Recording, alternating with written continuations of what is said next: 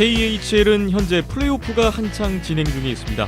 오늘은 KHL 올 시즌 플레이오프 1라운드를 정리해보고 다가올 2라운드를 전망해보겠습니다.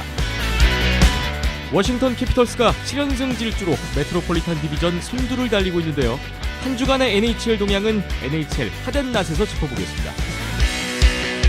아시아리그 아이스하키 플레이오프 파이널 챔피언 결정전에서는 사할린이 일본 재즈 크레인즈와의 원정 1, 2차전에서 모두 승리하고 사상 첫 플레이오프 우승을 눈앞에 두게 됐습니다. 국내 최초, 국내 유일의 아이스하키 팟캐스트 비하인더넷 189회 시작합니다.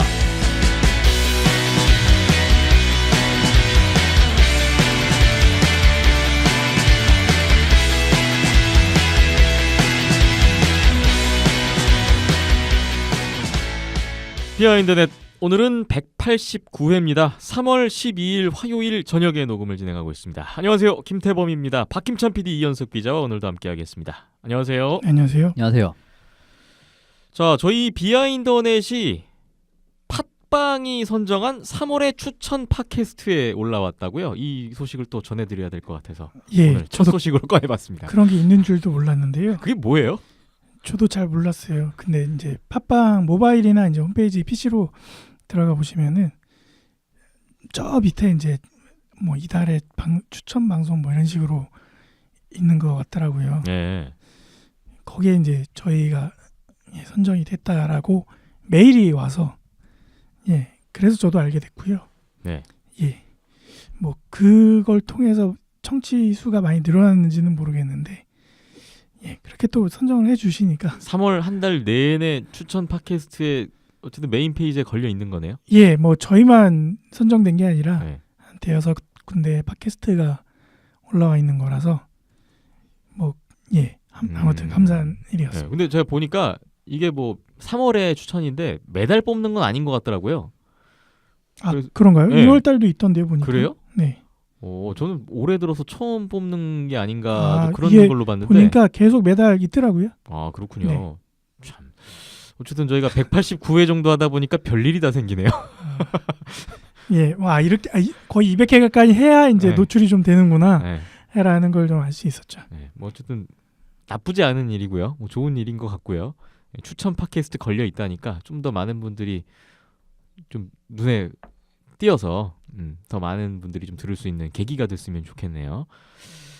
팟빵이 선정한 추천 팟캐스트 비하인더넷, 오늘도 댓글 먼저 보면서 출발해 보겠습니다. 팟빵부터 보겠습니다. SY더맨님이 188회에 5,000캐시를 후원해 주셨고요. 3월 6일에 댓글 주셨어요. 아시아리그 이번 시즌 아쉽게 끝이 났네요. 우선 선수들에게 수고했다는 말을 전하고 싶네요. 역시 한 시즌 내내 고생하셨던 박김찬 PD님, 김태범 아나운서님, 이현섭 기자님, 다음 시즌 어떻게 될지 모르지만 그때도 부탁드립니다. 라는 댓글입니다. 안양알라 탈락과 함께 이번 시즌 끝났다고 정리를 하고 계시는 SY더맨님이십니다. SY더맨님도 한 시즌 또 응원하시는 팀 응원하시느라 또 고생 많으셨고 모두가 뭐 고생하셨죠. 글쎄요, 다음 시즌 어떻게 될지 저희도 모르겠는데 좋은 일이 있었으면 좋겠습니다.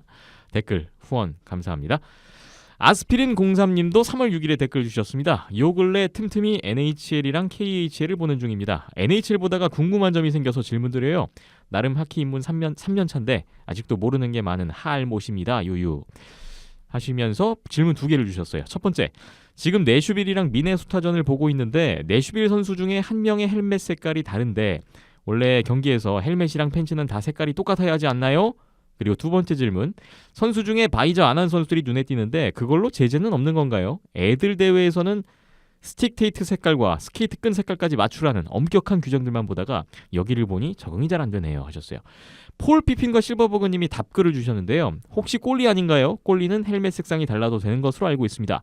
플레이어는 다르면 안 되는 것으로 알고 있습니다 하셨고, 두 번째 질문에 대해서도 플레이어 중에 하프 바이저를 쓰지 않는 선수도 허용하는 것으로 알고 있습니다. 대표적인 예로 저의 애너하임의 게츠라프 선수 있고요. 보스턴의 차라 선수도 생각납니다 라는 답변을 주셨네요.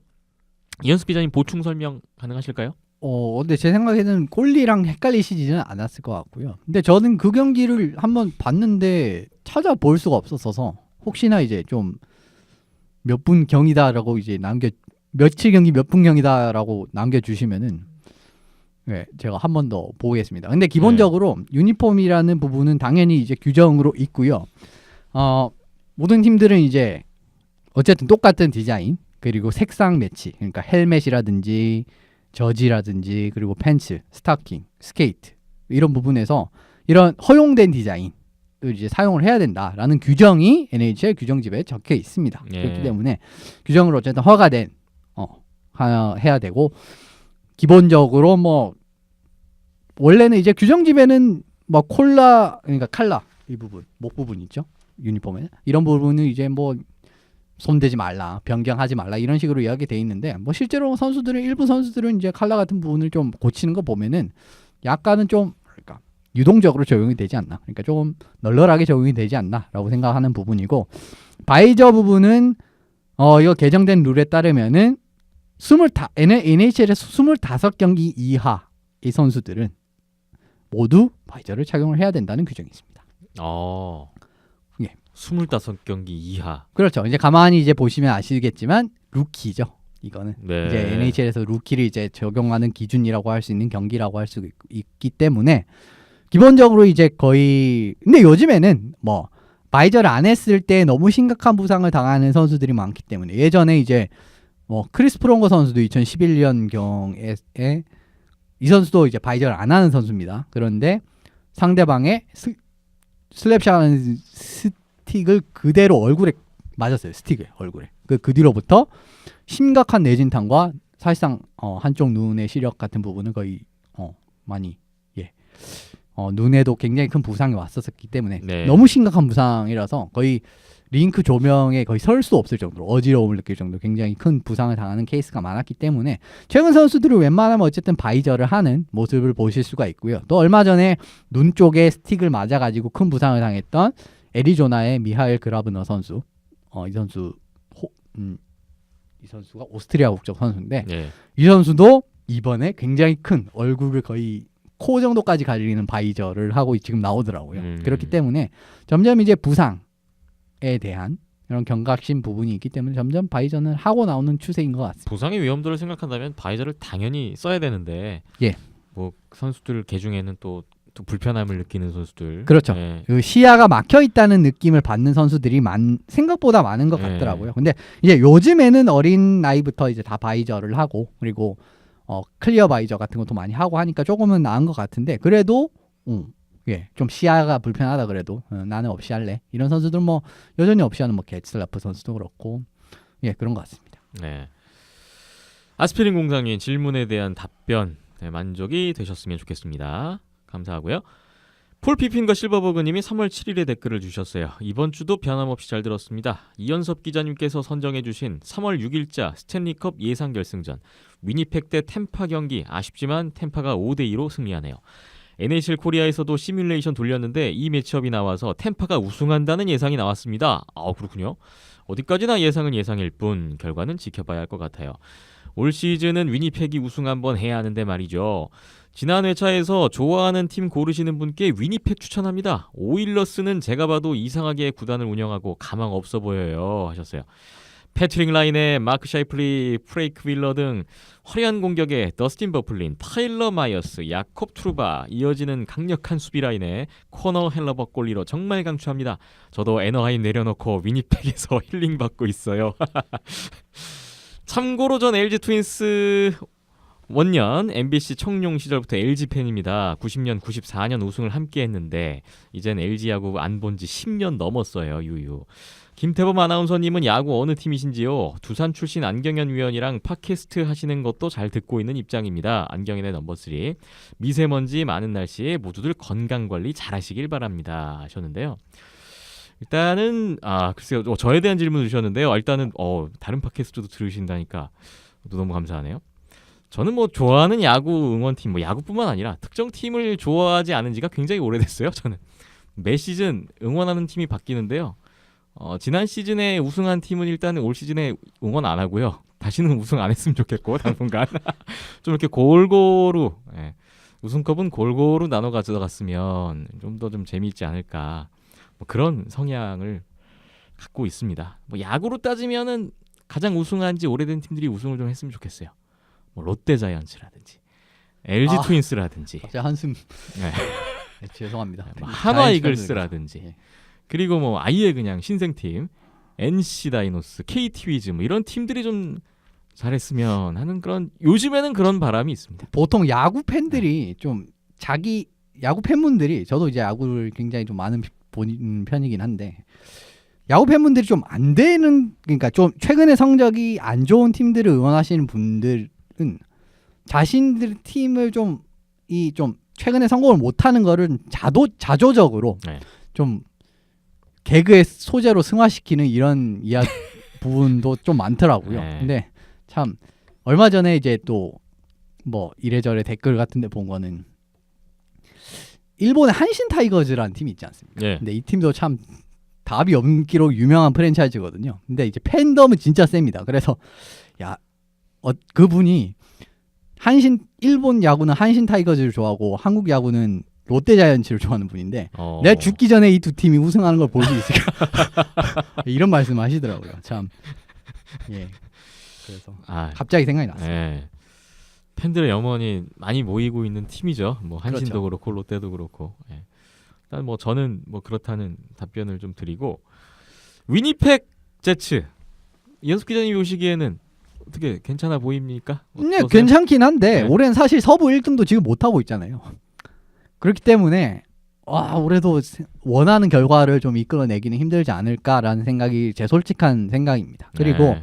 올해 세너제이나 이제 그 캘거리 같은 부분은 공격 전개 부분에서도 상당히 빠른 팀들이기 때문에 지금 위니펙이 얼마나 대응 능력이 좋을지라는 부분과 올해 같은 부분은 코너 헬러벅 선수가 상당히 부진합니다. 올해 그렇게 작년만큼 배지나 파이널리스트 이름 올렸던 작년 정도의 수준이 아니기 때문에 조금 올해 위니펙은 어렵지 않을까 싶고요. 진짜 올해는 사실상 저는 템파 깨는 팀이 있을까 싶거든요. 지금까지의 뭐 흐름이나. 시뮬레이션도 템파 우승이라는데. 아니요. 그러니까 전반적으로 경기를 다 봐도 그렇고 물론 정규 시즌 중간에 한 번 지고 좀 한 번 완패하고 이런 거는 사실 어느 팀이나 다 있는 겁니다. 그건 중요한 게 아니에요. 그러니까 점점 이제 전반적인 경기력을 딱 보는 게 중요한데 올해 같은 경우에는 지난점의 약점이었던 페널티 킬링 이런 부분에서 상당히 보완이 된 모습 그리고 바실렙스키가 훨씬 더 좋은 모습 보여주고 있기 때문에 올해는 템파가 제가 생각했을 때는 원하는 결과를 성취할 수 있을 느낌이 듭니다. 예.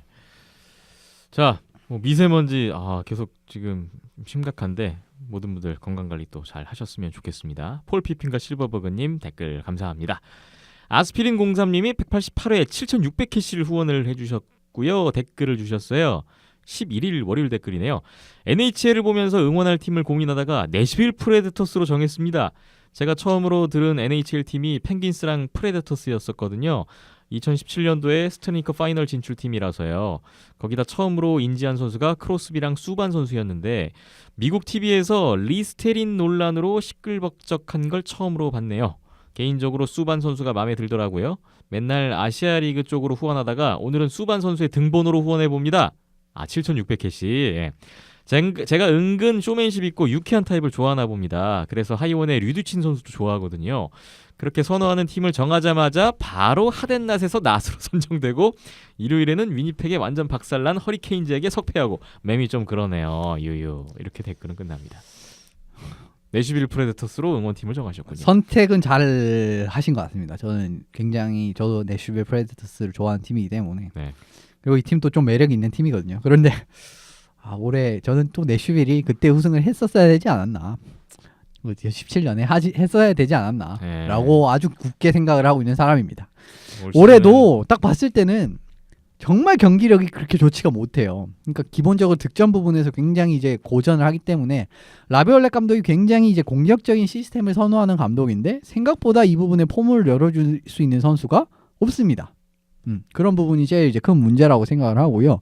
지금 당장 봤을 때는 물론 1라운드에서 패퇴하는 그림은 나오지 않을 것 같은데 글쎄요. 올해 위니펙이 좀 왔다 갔다 해서 위니펙이랑은 좀 할만할지. 근데 올해 또 내슈빌도 가만 보시면은 진짜 경기력이 왔다 갔다 하거든요. 이런 부분 보시면은 원하는 모습을 올해는 보시기 힘들지 않을까 라는 게 제 생각입니다. 기대감을 갖고 계시면서 응원을 시작하셨는데. 예. 근데 어쨌든 어느 정도 수준의 강팀을 응원하는 거는 네.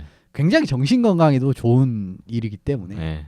이 뭐 오타와 세너토스 이런 팀 응원하는 참 힘들거든요. 하루하루가 힘든데 네. 어쨌든 예 팀은 잘 정하신 것 같습니다. 뭐 위니펙, 내시빌 다 앞으로 괜찮아 보입니다. 아스피린 공상님 댓글 후원 모두 또 감사드립니다.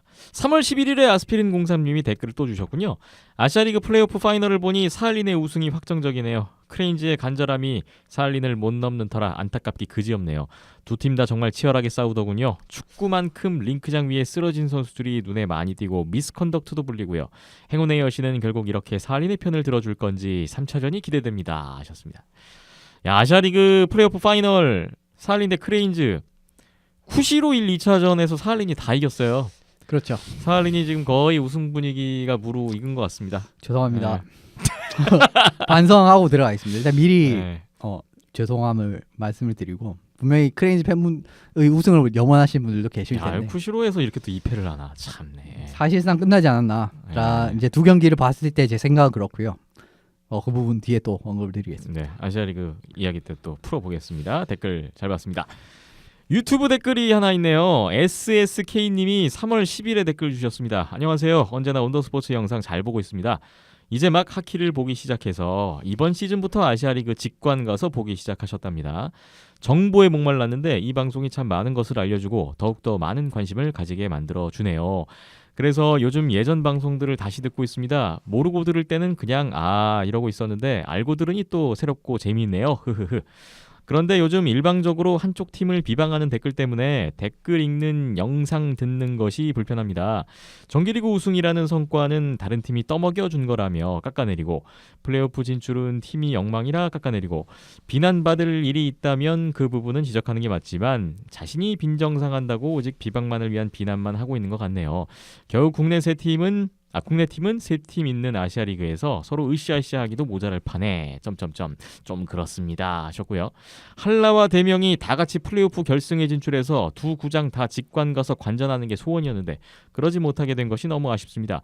이제 막 하키의 재미를 알아가게 됐는데 시즌은 벌써 마무리가 되고 거기다 아시아리그의 분위기도 뒤숭숭한 것 같아서 아시아리그라는 문 열고 들어오자마자 나가는 축구가 보이는 것 같아 걱정입니다. 다음 시즌에도 직관 가서 하키를 보며 뜨거운 겨울을 보내고 싶습니다. 언제나 좋은 방송 감사합니다. 화이팅! 저 어쩌다 NHL 오타와와 밴쿠버를 응원하게 됐는데 어쩌죠? 왜 우리 팀은 이기지 못할까 매일 고민하고 있습니다. 시무룩 6개로 댓글이 끝나네요. 이거 마지막이 굉장히 인상 깊은데요. 아니 왜 하필이면 왜 하필이면 이 두 팀? 오타와 밴쿠버를 동부에 이제 오타와 서부에 밴쿠버를 정하신 것 같은데. 네. 아. 이 아마 저기 비하인드넷 두 기자님의 영향 아니겠습니까? 오타와 밴쿠버? 그런 것 같은데. 예, 그럼 죄송합니다. 죄송함이 정말 네. 마음속부터 오고요. 좀 더 좋은 팀을 응원하셨으면 네. 좀 기분 좋게 보실 텐데. 그렇습니다. 그렇게 오타와의 희망이 없나요? 없습니다. 없어요. 그러니까 물론 뭐 점점 좋아질 가능성은 있는데 네. 항상 그랬거든요. 뭐 슈퍼스타 팔고 그 다음에 어느 정도 괜찮은 선수들이 또 좀 잘해주면서 또 팀이 올라오는 좀 그런 성향인데 네. 만년 이런 식으로는 강팀은 될 수 없는 느낌이 점점 들어서 그렇습니다. 네. 그래도 뭐 밴쿠버는 좀 젊은 선수들이 근데 지금은 또 체력이 슬슬 떨어지기 시작하니까 성적도 많이 내려갔죠. 그런 부분은 그래도 뭐 밴쿠버가 조금 더 볼거리가 있으니까 앞으로 좀 기대해 보시면 좋을 것 같아요. 일단 오타와보단 밴쿠버 쪽을 좀 그렇습니다. 추천하시는 것 같고요. SSK님도 지금 비하인드넷 역주행을 하고 계신 모양입니다. 이런 분들이 속속 또 등장을 하시는군요. 저희 이제 이미 189회까지 와서 이거 앞에 거 들으시는 거 이게 보통 일 아닌데. 이게 뭐 본인의 취향인 거니까요. 네. 감사할 따름이고요. 댓글 뭐 불편한 거 있으시면은 이렇게 적어주시면은 저희가 감사할 따름이고요. 네. 저희가 뭐 댓글에 대해서 뭐 빈정되거나 불편함을 토로한다거나 뭐 그런 거에 대해서 일일이 저희가 뭐 이렇다 저렇다 훈수할 입장은 아니니까 그런 부분에 대해서도 불편함이 있으면은 또 다른 한편에서 또 다른 불편함이 있을 수 있으니까 네. 이렇게 댓글로 표현해 주시고 말씀을 해 주시는 것만으로도 저희는 감사할 따름입니다. 일단 뭐 다양한 목소리가 나오는 거는 당연한 거니까요. 예. 또 이렇게 느끼고 계시구나라는 것을 알게 되고요. 아, 이 내용 진짜 안타깝네요. 이제 막 하키 재미를 알아가면서 아시아리그 지금 관심을 갖기 시작하셨는데 이거 아시아리그가 문 열고 들어오자마자 나가는 출구가 보이는 것 같다고. 아, 이 표현 참 이게 씁쓸합니다 지금. 문과신가? 네, 좋은 표현 감사드리고요. 뭐 비단 아시아 리그뿐만 아니라 뭐 국내외 하키를 직관하고 또 즐길 수 있는 거는 뭐 많지는 않아도 그래도 다양하게 있으니까요. 또 그런 내용들이 있으면 저희도 또 공유하도록 하겠습니다. 네. 유튜브에 댓글 주신 SSK님, 네, 감사하고요. 또 계속해서 관심을 부탁드리겠습니다. 네이버 댓글 보겠습니다. 오모시로 이칸토쿠님 3월 10일에 또 댓글을 주셨습니다. 3대 0으로 편하게 이기다 마지막 2분이 정말 무서웠던 하키나잇의 오일러스전이었습니다. 여러분, 오모시로 이칸토쿠님 토론토 거주하시면서 토론토 팬이십니다. 직전 밴쿠버에서 당한 역전패도 모자라 또 허무하게 졌으면 팀 분위기 망가져서 2위 싸움 포기할 뻔했어요. 리프스 절대 못하는 게 아닌데 하필 보스턴은 파스타 없이 왜 저렇게 잘하는지 야속하기만 합니다. 플레이오프 대진이 농구처럼 바뀌거나 팀이 지구를 옮기거나 하는 방법 외에 답이 없는 건지 라일리가 생일 기념골 하나 더 넣었는데 수비수가 벌써 18골입니다. 번즈가 있지만 우리 팀에서도 노리스 수상자를 보고 싶네요. 하셨고요. 바이킹님이 답글 주셨어요. 프로 포맷 변경이 올여름 핫토픽이 될 거라는 얘기가 있네요. 어제 아틀란틱 디비전 상위 세 팀이 나란히 3대2 승인데 브루인스는 지난 경기도 그렇다만 또 마지막 몇십 초 남기고 위닝골을 넣었네요. 따라잡아야 하는데 말입니다. 역시 토론토 팬이시죠. 오늘 펜스 열심히 응원하렵니다. 라일리 골은 퍽이 위아래로 회전하면서 골리 앞에서 싱커처럼 뚝 떨어지던데 헐 하고 봤네요. 이 친구는 블루라인에서 가끔 어이없는 턴오버나 상대 선수를 놓쳐 심장 덜컥하게 만듭니다. 가디너와 더모또 부상인지라 역할이 더 막중해졌는데 조만간 더 네트 근처에서 집중하면 노리스 가능하죠 라는 댓글을 주셨어요. 토론토 팬으로서의 또 교감이 느껴지는 댓글인데요. 야, 이게 뭐 토론토로서는 또 공공의 적이 보스턴이 아니겠습니까? 요즘에 또. 그렇죠. 네. 뭐 항상 뭐 몬트리올, 뭐 토론토도 저기 원래 뭐 근처에 있는 팀들이 쟁쟁한 라이벌 팀이 많기 때문에 옛날에 뭐 오타와가 셀 때도 토론토 오타와 이렇게 또 굉장히 명승부들이 많았고 보스턴도 마찬가지고 그다음 몬트리올 이런 팀들도 마찬가지입니다. 근데 이렇게. 지금 순위표상으로 보스턴과 토론토는 2위 누가 2위고 누가 3위냐지 거의 1라운드 거의 이렇게 보이잖아요. 거의 뭐 100%죠. 네. 거의 뭐 지금 상황에서는 100%라고 봐도 과언이 아니고요. 100%죠 그냥. 100%인데. 어차피 붙어야 해요. 근데 올해 보스턴을 또 토론토가 작년 같은 그림으로 그대로 나올 것 같거든요. 그러니까 사실 작년 토론토와 비해서 올해 토론토가 팀 컬러가 그렇게 많이 바뀌었냐 하면 사실 그렇지는 않아요. 그런 부분 제이크 머진이 들어와서 타퍼가 조금 더 세진 정도이기 때문에 이 체킹부터 시작하는 이 보스턴의 경기력을 좀 버티기가 진짜 힘들어 보이거든요. 네. 뭐 물론 뚜껑은 열어봐야 알겠지만 그렇기 때문에 홈아이스가 더 중요한 상황인데 지금 상황에서는 보스턴이 홈아이스를 점하는데도 훨씬 더 유리한 상황이라고 좀 생각할 수밖에 없는 그림이 계속 나오고 있어서 그러네요 좀. 근데 뭐 계속 뭐 또 올해도 이런 느낌 또 올해도 제가 생각했을 때 거의 뭐 작년이랑 비슷하게 템파베이랑 보스턴 또 2라운드 붙고 뭐 이런 느낌으로 갈 것 같은데 좀 다른 매치업이 나오면 또 재미있지 않습니까? 그래서 근데 오늘 또 졌어요. 그 템파베이한테 졌습니다. 네. 토론토가. 뭐 이런 템파한테 진 거야 뭐. 그렇죠. 네. 그런데 제 기억에는 보스턴은 템파를 한번 잡았던 것도 기억이 나는데 뭐 어쨌든 조금 이제 어려울 때 그러니까 지금 같이 어떻게 보면 좀 한 경기를 잘해야 되는 따라잡을 수 있잖아요. 4점 차이 정도면은. 네. 그런데 그 계기를 어쨌든 템파전으로 좀 마련을 했었어야 되지 않았나라는 게 좀 제 생각이고 그게 안 됐다라는 부분은 조금 아쉽습니다. 어쨌거나 지금 토론토 팬분들은 모든 시선이 앞으로 상대해야 할 보스턴에게 가 계신 그렇죠. 것 같아요. 무조건 이제 네. 눈아픈 보스턴밖에 안 네. 보이실 겁니다. 네. 사실 그래야 하는 게 맞고요. 근데 좋은 결과가 나올지는 글쎄요. 지금 전력으로는 이제 전력 변화의 여지도 없어진 네. 상황이고. 네. 마지막으로 NHL 플레이오프 포맷 변경 이거는 가능성 어떻게 보세요? 그거는 이제 2013-14년에 그 디비전 이제 변경된 뒤로 지금은 이제 디비전끼리 어쨌든 1차적으로 붙고 그 뒤에 올라가게 되는 시스템이 됐죠. 예. 근데 저도 솔직히 말씀드리면은 1번부터 8 그러니까 1번, 8번, 2번, 7번 이런 식으로 붙는 시드별로 붙는 이게 조금 더 낫다라고 생각을 합니다. 그리고 이게 만약에 시애틀이 들어오고 나서 네. 한 팀이 더 늘어난 상황에서 뭐 포맷을 좀 다시 갈 가능성은 없을까요?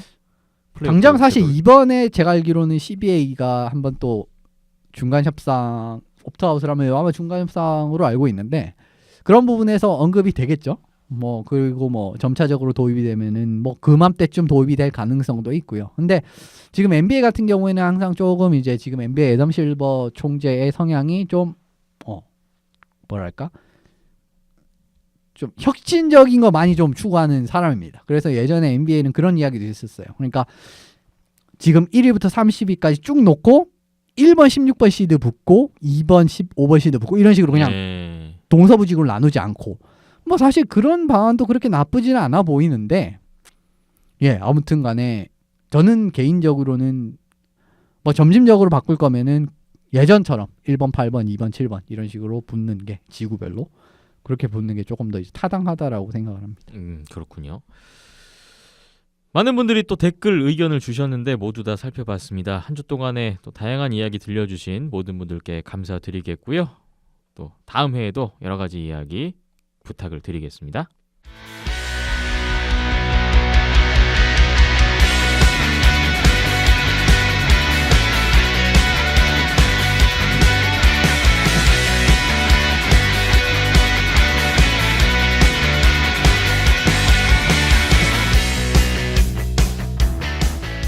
비하인드넷 189회 오늘은 오랜만에 KHL 이야기를 준비했습니다.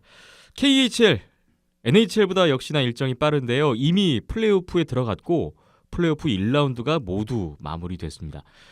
KHL 이번 플레이오프 보시면서 좀 어떠세요? 예년과 좀 달라진 점이 있나요? 슬슬 조금은 이제 달라지고 있는 것 같아요. 물론 네. 뭐 강팀들이라고 불리는 팀이 사실 1라운드 업셋이 거의 안 나오는 게 이제 KHL인데 올해 같은 경우에는 뭐 나올 뻔도 했고 좀 재밌는 경기도 은근히 있었기 때문에 또 1라운드 한번 정리해드리겠습니다. 네, 1라운드 어떤 경기들이 있었는지 각 지구별로 하나씩 한 시리즈씩 살펴보겠습니다. 먼저 서부 지구부터 보겠습니다. 1번 시드인 체스카 모스크바 그리고 8번 시드인 비티아지 포돌스크의 1라운드가 있었어요. 예, 4대 0으로 그냥 체스카가 아주 시원하게 끝내버렸고요. 4연승. 정규 시즌 상대 전적이 이제 승자팀 위주로 말씀을 드리겠습니다. 2승 1연장승 1패예요. 네. 체스카가 거의 뭐 완벽하게 우세했다라고 말씀드릴 수가 있고요. 1차전 4대 0, 2차전 6대 2, 3차전 1대 3, 4차전 1대 3. 그러니까 지금 스코어 말씀드리는 거는 홈팀 기준으로 말씀을 드리는 겁니다. 네. 그러니까 3, 4차전 같은 경우에는 하위 시드가 홈이죠. 그 부분을 말씀을 드리면 4대 0으로 끝났다라고 생각을 하실 수 있을 것 같고요. 전반적으로 사실 전력의 차이를 극복하지 못합니다. 네. 사실 KHL 서부지구 1, 2시드를 7, 8시드가 잡는다. 이거는 솔직히 말씀드려서는 거의 있을 수가 없는 일이라고 말씀을 드릴 수가 있을 것 같아요. 네. 그 정도였고 사실 올해 체스카가 지금 최근 한 5년간 체스카 중에도 진짜 제일 세 보이거든요. 그렇기 때문에 더더욱 좀 이변이 나오지 못했고요. 모든 경기에서 좀 체스카의 전력이 돋보이는 장면이 많이 나왔습니다. 올해 같은 경우에는 1라인으로 불리는 그리고렌코, 카프리조프, 베이. 그리고렌코랑 카프리조프 선수는 올림픽 러시아 국가대표팀에서도 많이 들어보셨어요. 이름일 겁니다. 예, 이 예. 선수들이 1라인에서 확고한 득점력을 보여주면서 뭐 경기당 1포인트 이상씩 해주고 막 8포인트 하고 막 그랬거든요. 그러면서 좋은 모습 보여줬고 그리고 보조 자원이라고 할 수 있는 콘스탄틴 오클로프나 막심 샬로노프 이런 선수까지 터져버렸어요. 그러니까 사실 비티아지에서는 막을 방도가 없죠. 네. 보조 자원들까지 득점이 확실했기 때문에 아주 쉽게 승리를 가져갔고요. 비티아지의 주포라고 할 수 있는 알렉산더 쇼민 선수, 옛날에 NHL 워싱턴 캐피털스에 뛰었었던 선수입니다. 이 선수라든지 알토넨 이런 선수들이 이제 약팀이 강팀을 잡기 위해서는 어떻게든 뭐 파워플레이라든지 아니면 1라인 선수들이 좀 분전을 해주면서 꾸역꾸역 막으면서 이런 선수들이 득점을 해주면 이기는 이런 그림이 나왔어야 됐는데 사실 이런 그림도 나오지 않았거든요. 쇼민 선수랑 알토넨 선수가 모두 거의 뭐 지워지다시피 했기 때문에 네. 사실 이제 분위기를 돌릴 수가 없었고요. 체스카의 아주 손쉬운 1라운드 스윕으로 마무리가 됐습니다. 1번 시드 대 8번 시드 역시 전력 그대로 결과가 나온 것 같은데요. 체스카 모스크바가 홈 1, 2차전 그리고 원정 3, 4차전 모두 승리하면서 비테아지 포돌스크를 4연승으로 따돌리고 다음 라운드에 올라갔습니다.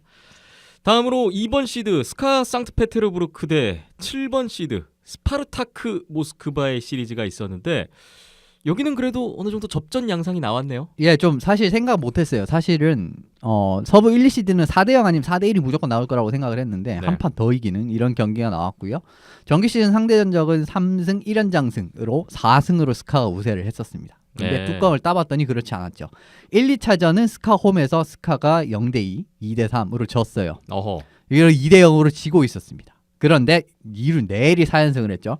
3차전 2대5, 4차전 2대3, 그리고 5차전 2대1, 6차전 1대2 이렇게 해서 4연승. 야, 홈 1, 2차전을 내주고 그 이후로 원정 3, 4차전부터 내리 4연승을 올린 스카 상트페테르부르크 저력이 나왔네요. 그렇죠. 뭐 사실 전력의 차이가 또 이 부분에도 여전히 있어서 사실 스파르타크 정도면은 이제 조금 낮습니다. 물론 비테아지보다는 좀 나아요. 그래도 이제 스파르타크 정도 급이라고 해도 스카보다는 좀 어렵고요. 그리고 3차전에 셰스테르킨 선수, 이제 주전골리라고 할 수 있는 스카의 주전골리라고 할 수 있는 선수인데 이 선수도 OAR에 있었습니다. 작년 올림픽 때요. 그런데 이 선수가 트리핑을 하면서 그러니까 선수 한 명을 스파르타크의 그 주포라고 할 수 있는 선수 한 명을 부상을 시키는. 그러니까 어떻게 보면 사실 부상의 의도는 없었지만 결과적으로 좀 부상이 되면서 골리가 트리핑으로 메이저 페널티를 받았습니다.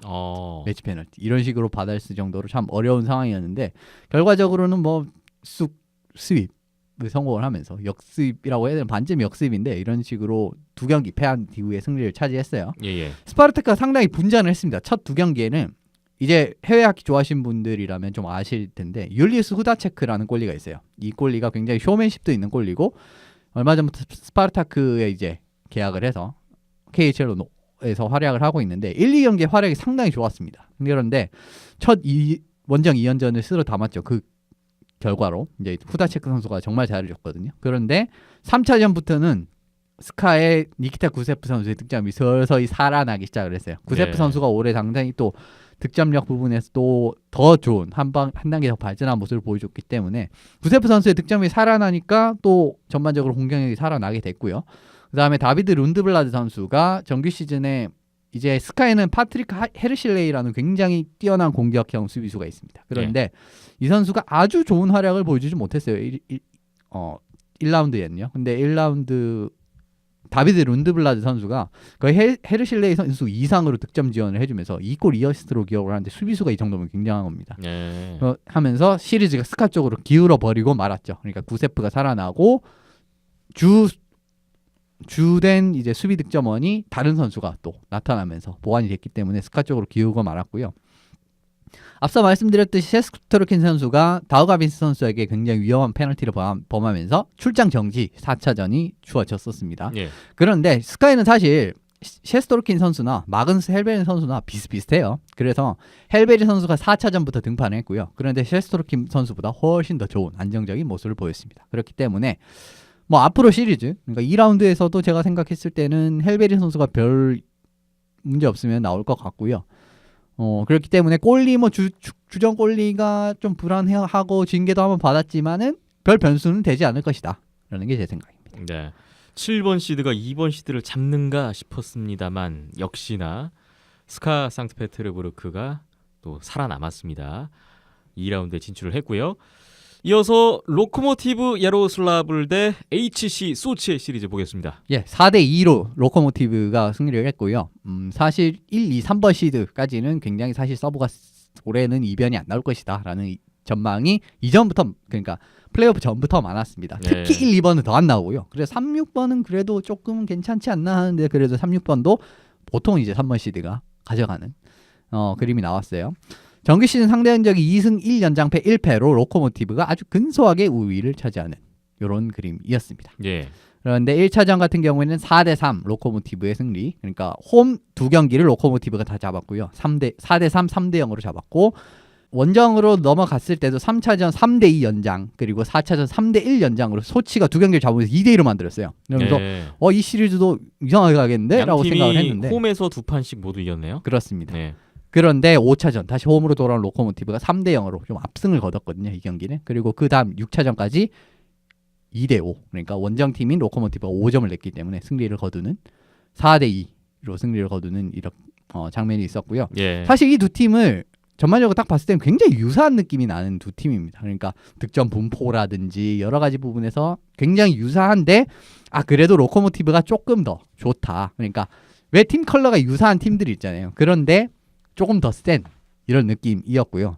그 결과가 사실상 드러난 4대2 결과가 아닌가 싶습니다. 근데 예. 소치가 분위기 전환점 자체는 시리즈에 한번 찾아오긴 했었어요. 3차전에서 주전 골리를 빼면서 백업이라고 할 수 있는 드미트리 시킨 선수를 냈는데 이 선수가 굉장히 좋은 활약을 보이면서 두 경기를 잡아줬거든요. 예. 그러면서 이거 2대2가 돼서 어떻게 될지 모르겠다라고 했는데 이후 두 경기에서는 시킨 선수가 3, 4차전 모습이 나오지 않았고요. 그러면서 소치의 시즌이 마무리가 됐습니다. 예. 로코모티브가 사실 승리를 차지할 수 있었던 이유가 뭐냐면 5, 6차전에 2피리어드에서 완벽하게 소치를 압도하는 이런 모습을 보여줬기 때문에 시리즈를 잡아낼 수 있었다라고 생각을 하고요. 득점 부분 역시 사실 1, 2, 3, 4차전, 5차전까지도 사실 그렇게 막 만족스러운 결과는 아니었거든요. 많이 넣어봤자 3골, 이 정도, 4골. 4골은 연장승이었기 때문에 그렇다고 하면 정규 60분에서 넣은 것은 3골 정도였기 때문에 또 평균으로 따지면 더 내려가겠죠. 그렇기 때문에 좀 득점이 불안한 거 아니야? 라고 생각을 했는데 그래도 6차전 5골 넣으면서 분위기를 끌어오는데 성공을 했기 때문에 좀 다음 라운드에 기대할 만한 여지를 만들어냈긴 했거든요. 그런데 수비수 에이스인 슈테판 크롬발 선수가 6차전에서 부상을 당하면서 시즌 아웃이 돼버렸습니다. 그렇기 때문에 근데 그 2라운드 상대는 지금 머릿속으로 딱 계산하신 분 마지막에 언급드리겠지만 머릿속에서 딱 계산한 분들이라면은 아시겠지만 만만치 않거든요. 그렇기 때문에 크롬발 선수가 빠진 빈자리를 2라운드에서 누가 메울 수 있을 것이냐 이것도 굉장히 지켜보시면 좋을 것 같네요. 로코모티브가 큰 숙제를 하나 안고 시리즈를 끝내게 됐는데 자 6번 시드 H 소치의 거센 도전을 그래도 3번 시드인 로코모티브 야로슬라블이 4승 2패로 뿌리치고 또 살아남았습니다.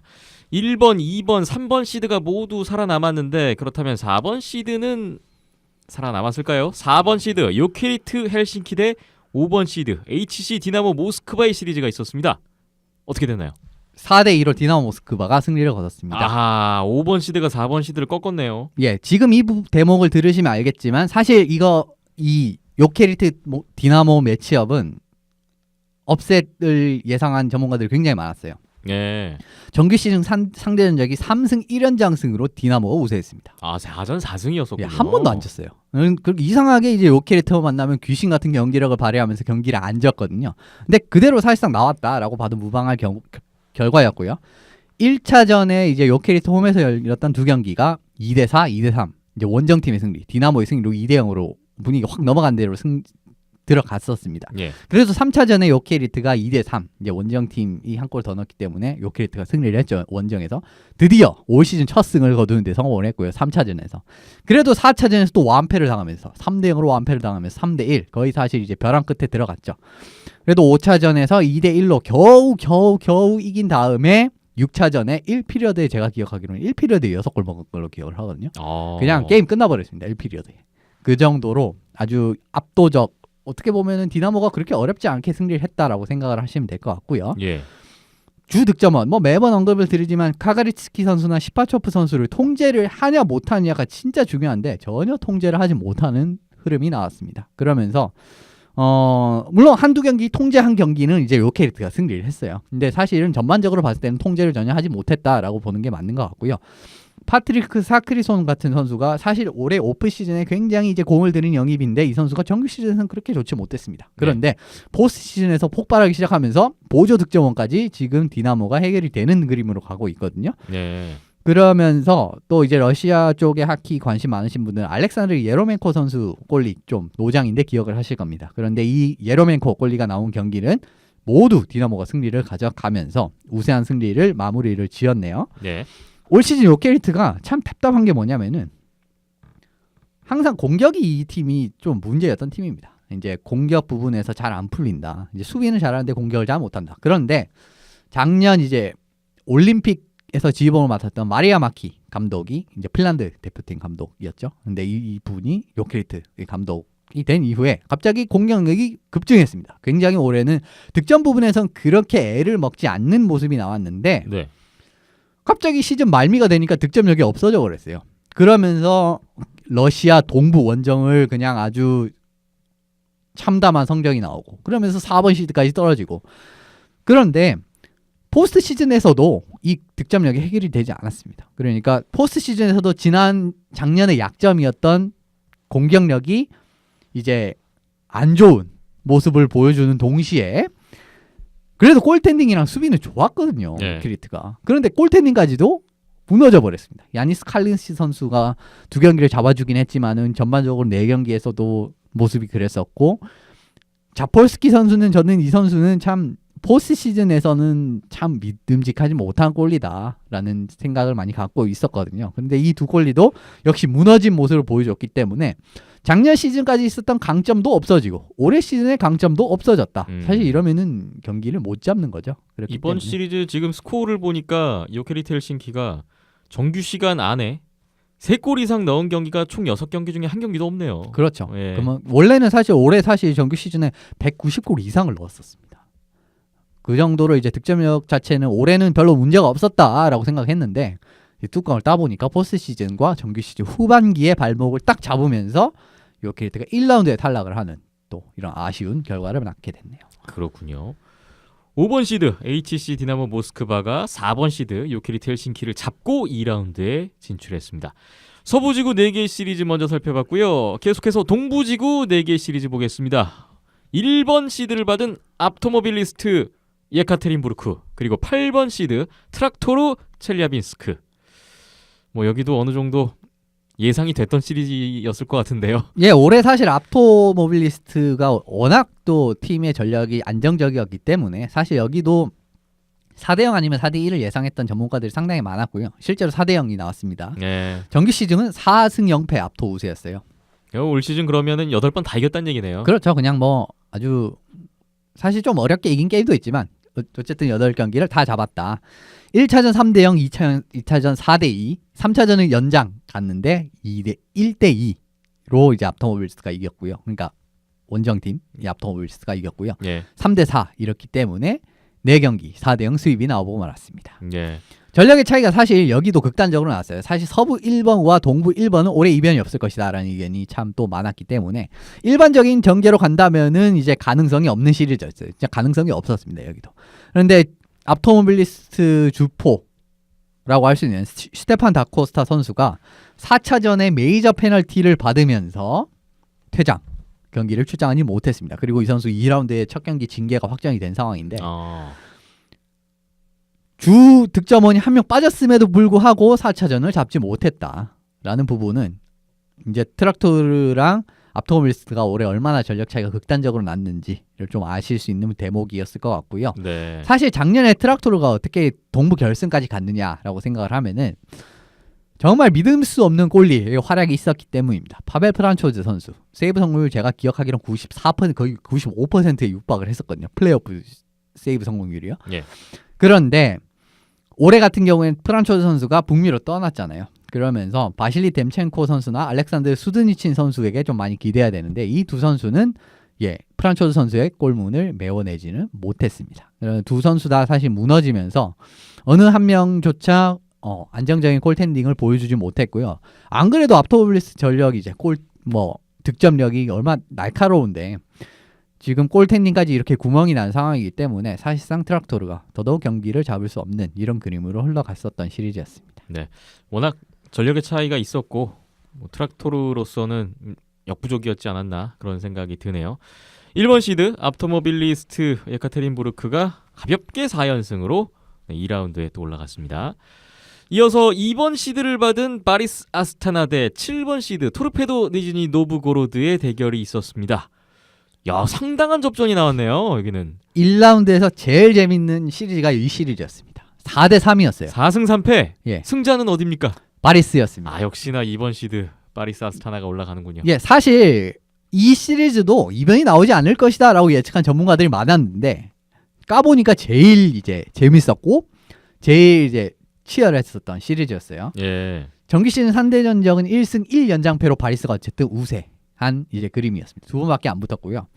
1차전 4대1 아주 수월하게 바리스가 잡았죠. 2차전 5대4. 근데 2차전이 0대4로 지고 있는 게임을 바리스가 역전을 한 경기였어요. 와. 연장에서 역전을 했어요. 그러면서 이 분위기가 다 넘어갔다. 0대4로 지던 게임을 5대4로 연장 골든골. 그렇습니다. 와. 이게 뭐 분위기 다 넘어갔다. 이렇게 드라마를 썼는데 어떻게 이길 거야 라고 했는데 3차전은 3대1 5대4 연장. 뭐가 좀 비슷하죠? 느낌이. 아, 그러면은 토르페도 니즈니 노브고로드가 2차전까지 내리내주고 완전히 넘어간 걸로 무너지는 걸로 봤는데 홈에서 또 2승을 만회를 했네요. 그렇습니다. 만회를 했고요. 그러면서 또 바리스로 5차전을 넘어갔는데 3대1로 바리스가 또 이기는 모습이 나왔습니다. 그런데 네. 6차전 또 토르페도로 넘어갔을 때 3대1 똑같은 스코어가 나왔어요. 홈팀이 다 이기고 있네요. 그렇습니다. 그리고 마지막 7차전 역시 홈팀이 3대2로 경기를 잡아내면서 올라가게 됐고요. 7차전 3대2 한 골차. 네. 정말 초반 두 경기를 바리스가 잡았을 때만 해도 끝났다라고 생각을 했는데 그리고 경기 내 경기력이 정말 막 슈팅 수가 50대 20 뭐 이 정도로 벌어질 정도로 바리스가 많이 우세를 했는데 토르페도가 서서히 이제 바리스가 어떤 식으로 공격을 풀어나가는지 이 부분을 적응을 하기 시작하면서 시리즈가 많이 요동을 쳤습니다. 예. 홈에서 어쨌든 모든 팀이 승리를 했고요. 홈에서 열린 경기끼리 딱 묶어보시면은 스코어가 굉장히 유사하죠. 4대1 5대4, 3대1 5대4, 3대1, 3대1 그리고 3대2 굉장히 유사. 그러네요. 연장 간 거 5대4 스코어도 똑같고요. 그렇죠. 이제 그만큼 이제 여러모로 좀 닮아 있었던 경기력이다. 그러니까 토르페도가 바리스의 공격에 좀 적응을 하면서 경기를 좀 잘 풀어나가는 방법을 깨우치면서 재미있게 흘러갔던 경기다. 그런데 7차전에서 올해 KHL 최고의 수비수가 누구냐라고 하면 데런 디에츠 선수를 뽑을 수가 있습니다. 근데 이 선수가 2골을 넣으면서 바리스에게 승리를 안겨주는 좀 이런 상황이 나왔고요. 예. 1라인은 사실 바리스가 훨씬 강력했어요. 그런데 보조 득점 부분에서 토르페도가 이제 아름아름 득점을 하기 시작하면서 결코 밀리지 않는 모습으로 시리즈가 흘러갔고요. 가면 갈수록 사실 두 팀의 경기력 차이가 거의 좁혀지면서 별 차이도 안 났습니다. 사실 5-6-7을 보시면은 별 차이도 안 났어요. 막 슈팅 수에도 예전처럼 뭐 50대 20으로 나지도 않았고 굉장히 경기에 많이 따라가는 모습이 나왔지만 결과적으로 좀 토르페도한테 좀 아쉬운 결과라고 할 수 있을 것 같고요. 바리스 입장에서는 바리스가 이제 카자흐스탄 하면 또 공격 이 하키라고 할 수가 있는데 토르페도한테도 공략을 당하기 시작한다면은 다음 라운드부터 어떻게 할 것인가 라는 걸 좀 지켜보시면 네. 좋을 것 같습니다. 네. 2번 시드와 7번 시드의 대결이었지만 전혀 예상하기가 어려운 흐름이었고 결국 4승 3패 2번 시드 바리스 아스타나가 천신만고 끝에 2라운드에 올라가게 됐습니다. 계속해서 보겠습니다. 3번 시드 메탈루르크 마그니토고르스크 그리고 6번 시드 살라바트 울라에프 우파의 대결이었어요. 어떻게 됐을까요? 4대2로 살라바트가 승리를 거뒀습니다.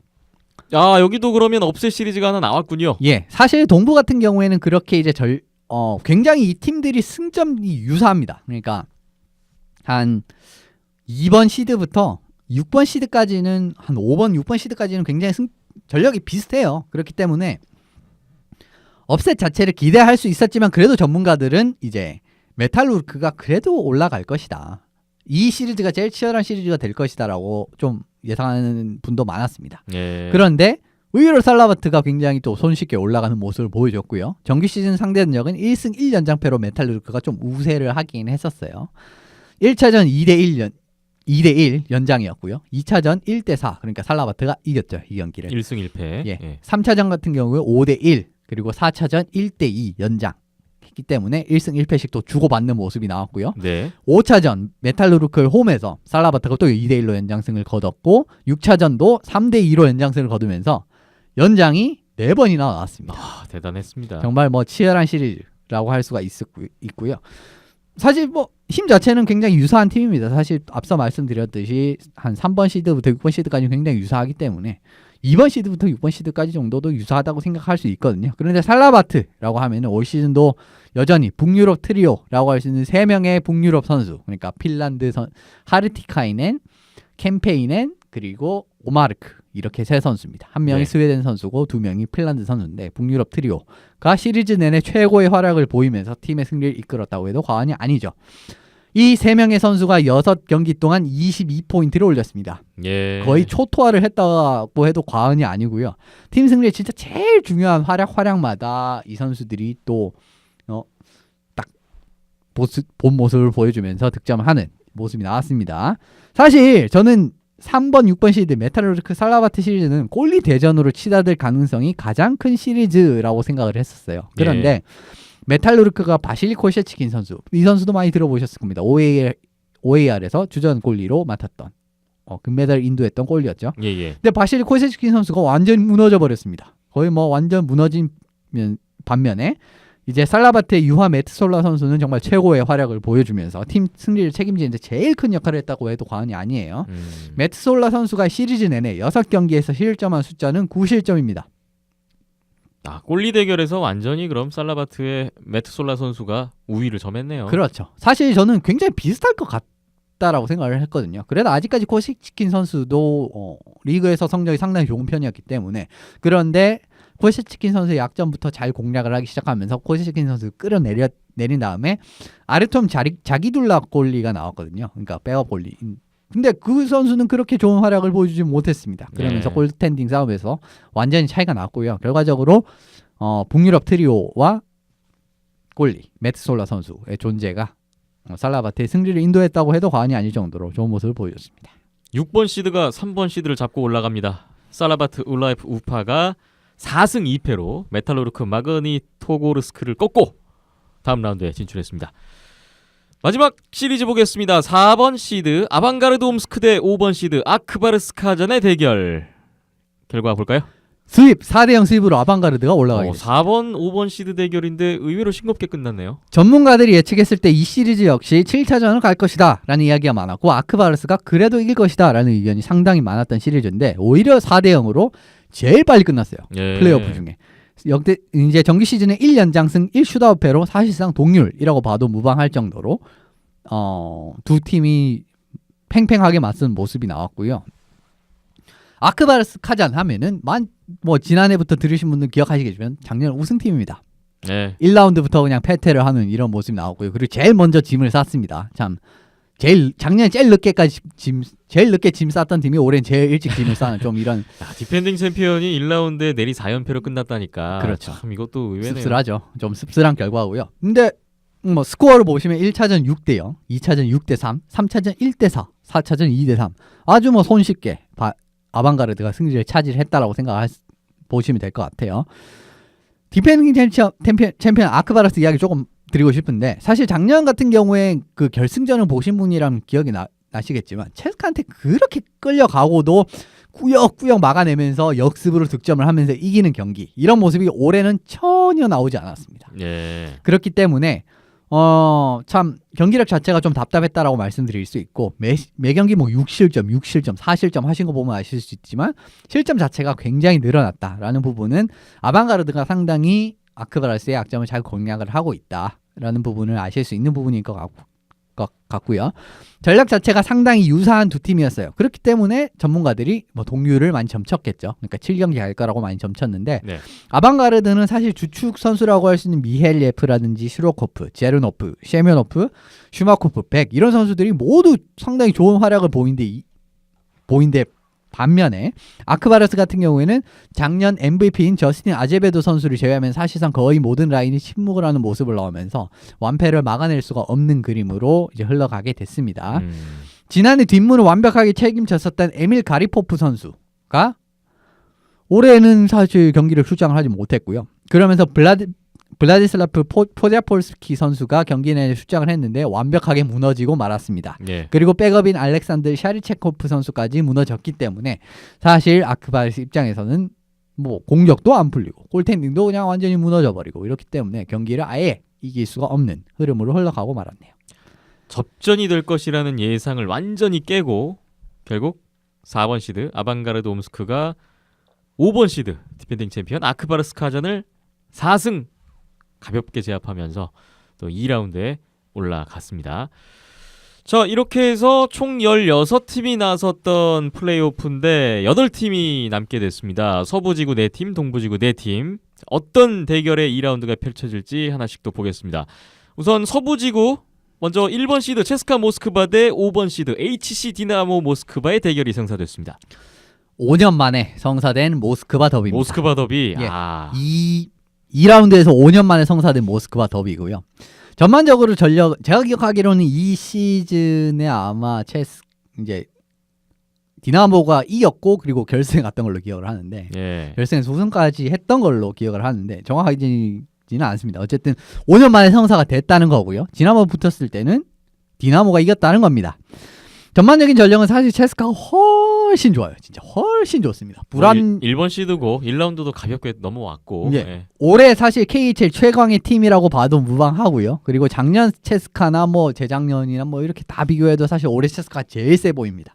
그렇기 때문에 전력은 훨씬 좋아요. 그런데 디나모도 1라인 파괴력 하나만큼은 사실 리그 최고라고 봐도 무방하거든요. 그렇기 예. 때문에 디나모의 1라인을 체스카가 제어를 할 수 있느냐 없느냐가 굉장히 큰 시리즈의 추가 흔들리는 모습으로 가게 될 것 같습니다. 네. 자, 체스카 모스크바를 상대로 과연 디나모 모스크바가 어느 정도 저항을 할지 주목을 해보겠습니다. 이어서 2번 시드 대 3번 시드의 대결이 성사됐는데 스카 상트페테르부르크 대 로코모티브 야로슬라브의 대결이 또 나왔네요.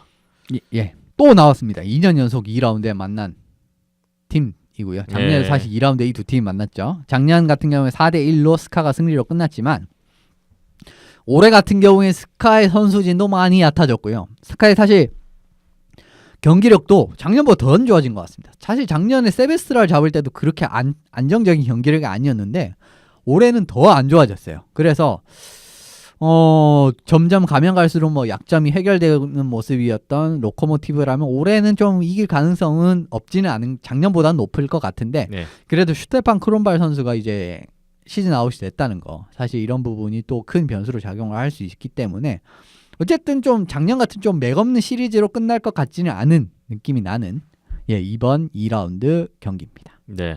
스카나 로코모티브나 두 팀 다 1라운드가 그렇게 쉽지만은 않았었는데 과연 이번 대결에서 누가 또 지구 결승에 올라가게 될지 주목을 해보겠습니다. 이어서 동부지구 보겠습니다. 동부지구는 1번 시드 앞토모빌리스트 예카테린부르크 대 6번 시드 살라바트 율라이프 우파의 대결이 성사됐습니다.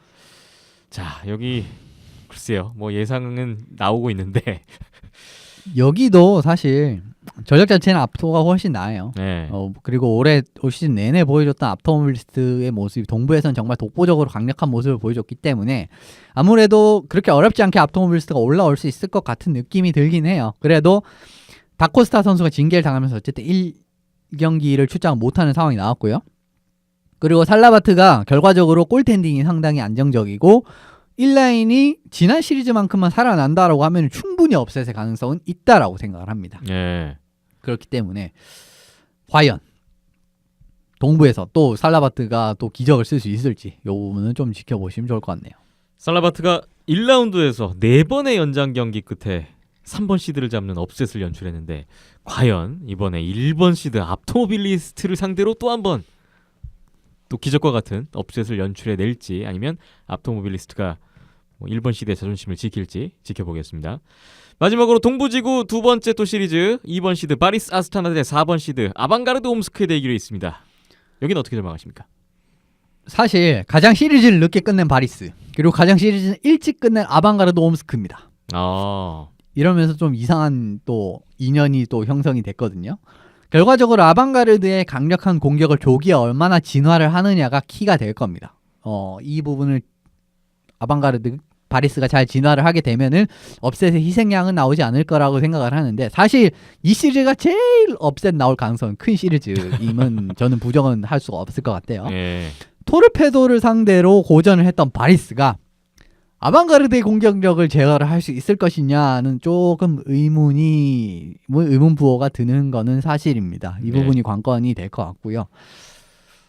참 바리스가 경기력이 사실 1라운드에 너무 불안했기 때문에 저는 이 시리즈는 아무래도 업셋이 나오지 않을까라고 생각을 하는데 또 결과적으로는 여러 뚜껑은 열어봐야 되는 겁니다. 그래도 전력 자체는 바리스가 훨씬 조금 이제 더 센 게 맞긴 맞거든요. 예. 그리고 이 두 팀은 같은 디비전에 소속한 팀이죠.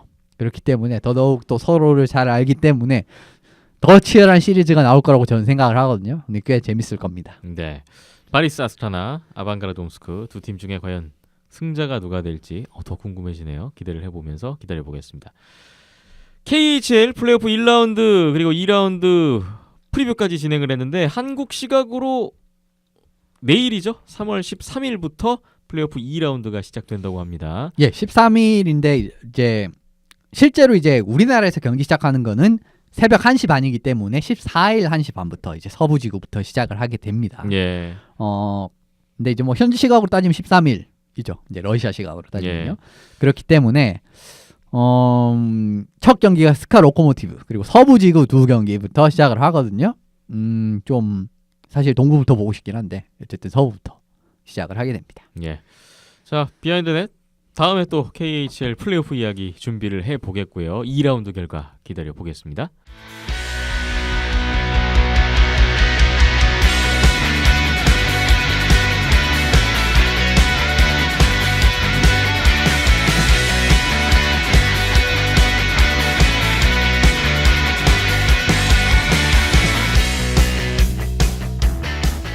비하인드넷 이번에는 NHL 핫앤 낫입니다. 지난 한 주 동안의 NHL에서는 어떤 일들이 있었는지 간단하게 또 살펴보겠습니다. 핫 메인을 차지한 오늘 주인공 무려 7연승을 달리고 있는 팀입니다. 바로 워싱턴 캐피털스가 핫 첫 번째 차지했습니다. 돌아왔습니다. 이 팀이 돌아왔어요. 경기력을 보니까 돌아왔습니다. 굉장히 중요한 후반기인데 네. 7연승을 기록하면서 지금 메트로 1위까지 올라오게 됐고요. 레인저스, 오타와, 아일랜더스, 필라델피아, 뉴저지, 위니펙이 포함된 연승입니다. 아, 여기 가만히 보시면은 굉장히 중요한 상대들 아일랜더스 그리고 서부를 대표하는 강호라고 할 수 있는 위니펙이 포함이 되어 있죠. 아일랜더스를 꺾은 게 커 보이네요. 굉장히 같은 크죠. 디비전의 경쟁자를 예. 따돌리는. 이 경기를 아일랜더스 전을 잡음으로써의 이점은 무엇이었냐면은 이제 같은 경기를 소화했을 때도 승점이 차이가 나는 상황이 돼버렸습니다. 예. 그렇기 때문에 워싱턴한테 굉장히 좋은 이제 상황이 나게 됐고요. 지금도 실제로 이제 동일한 경기를 소화했는데 두 팀의 승점 차가 2점이 나오고 있어요. 그런 부분을 보시면 아실 수가 있을 것 같고요. 예. 챔피언십을 따냈던 작년의 모습이 그대로 나타났다는 게 제일 고무적인 점입니다. 이번 7연승에서요. 예. 사실 분명히 올해 시즌 같은 경우에는 좀 왔다 갔다 하면서 좋지 않았던 적도 분명히 있었습니다. 사실이에요. 좀 불안했었습니다. 그런데 최근의 경기력은 좀 작년 포스트 시즌의 모습이 슬슬 냄새가 나는 경기력이기 때문에 캡스 팬분들이면은 좀 안심하면서 보실 수 있을 것 같고요. 예. 근데 이전까지 캡스가 좋을 때 보시면은 정규 시즌에 빡 올라갔다가 정규 시즌 말미에 조금씩 떨어지기 시작하더니 이제 포스트 시즌에 결국 그 도화선이 터져버리는 이런 상황이 나왔는데 올해 같은 경우에는 좀 역으로 나오고 있죠. 결과적으로 작년에 우승을 해봤던 게 좀 많이 경험적으로 도움이 되고 있다라고 또 해석을 하시면 될 것 같고요. 상대방의 공격 옵션을 효율적으로 찾아내는 수비력, 사실 이게 제일 중요합니다. 그런데 이런 경기력이 이제 포스트 시즌에 보여주던 경기력이 그대로 살아나고 있고요. 예. 밀리는 경기까지 잡아내는 능력, 그게 이제 위니펙전에서 나왔습니다. 이제 위니펙전에서 3대1로 승리를 했는데 슈팅수가 거의 2배 차이가 났거든요. 이런 경기를 잡아내는 능력도 보여줬고요. 최근 7연승 기간 동안 5경기에서 5골의 파워플레이를 기록을 하는 이런 모습. 그러니까 강력한 파워플레이 역시 파워플레이 작년에. 골이 많이 나오고 있네요. 그렇죠. 작년에 보여줬던 작년 포스트 시즌에서 필요할 때 나왔었던 파워플레이 골 이런 부분도 그대로 나오고 있기 때문에 이대로라면은 제가 생각했을 때는 올해도 동부 결승까지는 갈 수 있을 것 같다라는 생각이 듭니다. 자, 워싱턴 캐피털스가 디펜딩 챔피언으로서의 저력을 정규리그 거의 끝 무렵에 무려 7연승이라는 페이스로 보여주고 있는데 이 7연승 기간 동안에 가장 돋보였던 선수를 꼽아보자면 누가 있을까요? 브레이든 홀트비 선수입니다. 이 선수를 꼽아볼 수 있는데 네. 사실 정기 시즌 성적은 올해도 그렇게 좋다라고 보기에는 힘들어요. 91% 겨우 넘는 세이브 성공률이었던 걸로 기억을 하거든요. 그런데 7연승 기간 동안 5번 출장을 해서 8실점 93.5%의 세이브 성공률을 보여주면서 시즌 말미에 살아났습니다. 홀트비 예. 선수까지. 그러면서 굉장히 큰 신호고요. 사실 지난해 홀트비 선수가 정기 시즌 좋지 않았다라는 부분을 딱 직접적으로 볼 수 있었던 부분은 뭐냐면은 지난해 포스트 시즌 첫 경기 출장한 골리는 홀트비 선수가 아니라 그루바워 선수였습니다. 예, 지금 콜로라도로 이적을 한 선수죠. 그런데 지금 올해같이 후반기에도 상당히 좋은 모습, 또 컨디션이 올라온, 경기력이 올라온 이런 모습을 보여준다면은 포스트 시즌 시작부터 100% 이제 홀트비 선수에게 마스크를 쓰게 할 것으로 보이거든요. 이러면은 사실 철벽의 모습을 보여준 홀트비다라고 하면은 어느 팀도 지금 엿볼 수가 없는 상황이기 때문에 정말 중요한 시기에 주전 골리가 경기력을 회복했다라는 부분은 더할 나위 없이 좋은 징조입니다. 네. 홀트비 골리가 중심을 잡아주면서 워싱턴이 7연승을 달리고 있고요. 메트로폴리탄 디비전 선두 꽤 차고 있습니다. 자, 이 올 시즌 계속 좀 치열한 메트로폴리탄 디비전 상위권 경쟁인데 과연 최종 승자가 워싱턴이 될지 기대감은 커지고 있네요. 핫 두 번째 팀으로 넘어가 보겠습니다. 오늘도 이겼어요. 5연승을 달리고 있는 팀이네요. 예, 세너제이 샤크스입니다. 세너제이 샤크스도 핫에 또 등장을 하는군요. 예, 사실 이번 주에 핫이 진짜 많았습니다. 그래서 뭐 사실 6개 정도 언급을 해도 과언이 아닐 정도로 얼마 전까지 보스턴이 19경기 포인트, 그러니까 승점을 19경기 연속으로 땄었죠. 예. 그 다음에 전반적으로 다 굉장히 좋은 모습을 보여주는 팀이 많았는데 그래도 어쨌든 보스턴은 얼마 최근까지 언급이 됐었던 팀이기 때문에 언급을 못 드리고요. 그래서 세너제이 샤크스를 언급을 드렸습니다. 예. 5연승이고요. 3월 들어서 5연승을 달리고 있습니다. 그러면서 또 의미가 있는 게 무엇이냐면은 퍼시픽이랑 서부 1위 자리도 탈환을 했다라는 거예요. 자, 지금 계속 캘거리랑 엎치락뒤치락 하고 있잖아요. 선두 경쟁. 예, 사실 1위 자리가 그렇게 크게 의미는 없습니다. 뭐 그 다음 날 이기는 팀이 올라오기 때문에. 그런데 사실 이번 5연승이 또 의미가 있는 부분은 뭐냐면은 캘거리가 최근에 4연패가 있었습니다. 그러면서 반사적으로 이득을 챙겼다는 거예요. 그런데 보통 시즌을 길게 유심히 보시면은 아무리 1등 팀이 연패를 해도 하면서 기회를 제공해도 결과적으로 2위 팀이나 3위 팀이 못해서 승점을 못 따면 올라갈 수 없는 거예요. 그런데 이 기회를 잘 살렸다라는 부분에서 샤크스를 언급을 할 가치가 있다라고 생각을 했고요. 예. 결과적으로 또 오늘도 승리를 거두면서 다시 또 탈환을 하는 모습이 나오게 됐죠. 참 세너지 샤크스가 최근에 그렇게 전망이 밝지만은 않았던 것 같아요. 예. 부상자들이 많았기 때문이잖아요. 예, 주축 선수들에서 이제 부상자들이 생기면서 세너제이가 2월 26일부터 에리크 카르손 선수가 사타구니 부상으로 출전을 사실상 간헐적으로 해오다가 지금은 이제 플레이오프 때 몸 상태 100% 돌아오겠다라고 선언을 했기 때문에 일찍 돌아올 것 같지는 않습니다. 예. 그러면서 빠졌죠. 그리고 3월 1일부로 이벤더 케인 선수가 부상을 당하면서 또 이 두 선수 공격 수비 사실 어떻게 보면은 축이라고 할 수 있는 선수들이 다 빠진 상황입니다. 그럼에도 불구하고 올해 샤크스 보시면은 굉장히 선수진이 깊다라는 부분을 아실 수가 있는데 이런 깊이가 장점으로 발휘가 되면서 좀 위기를 극복하고 있는 그림으로 가고 있네요. 네. 자, 5연승 기간 동안에 세너제이 또 어떤 특징들이 있었는지 추가적으로 좀 볼까요? 5연승 기간 동안 세너제이가 3경기에서 1, 2, 3라인에서 득점 지원이 다 있었습니다. 그러니까 어떤 라인을 막아도 막을 수가 없다라는 부분을 보여줬고요. 네. 1, 2, 3라인에 이제 균형 잡힌 득점이 안 나왔던 세인트루이스 전도 사실상 2라인 이상의 득점이 나왔고 1라인 선수들이 좀 좋은 활약을 보여줬던 경기였고요. 오늘 미네소타전 역시 1라인에서 뛰고 있는 선수들의 확실한 득점 지원이 겹치면서 승리를 거둘 수가 있었습니다. 그러니까 평소에도 1, 2, 3라인이 다 터져서 안 그래도 막기가 힘든데 1, 2, 3라인이 안 터지는 날에는 그냥 에이스 라인이라고 불리는 1라인이나 2라인에서 득점력이 터져서 경기를 잡는, 어떻게 보면은 팀 입장에서는 제일 좋은 그림으로 계속 이제 경기가 흘러가고 있다라고 할 수가 있고요. 예. 이렇게 깊은 이제 자원을 발휘할 수 있었던 계기는 티모 마이어, 케빈 러뱅, 마르쿠스 스웨렌센 같은 선수들이 1, 2, 3라인에서 굉장히 자신의 역할을 잘 해주고 있기 때문에 가능하지 않았나 싶습니다. 네. 포스트 시즌에서도 진짜 이런 모습이 계속 이어진다라고 했을 때는 예, 올해 샤크스 좀 기대해봐도 좋지 않나 라는 좀 생각이 드네요.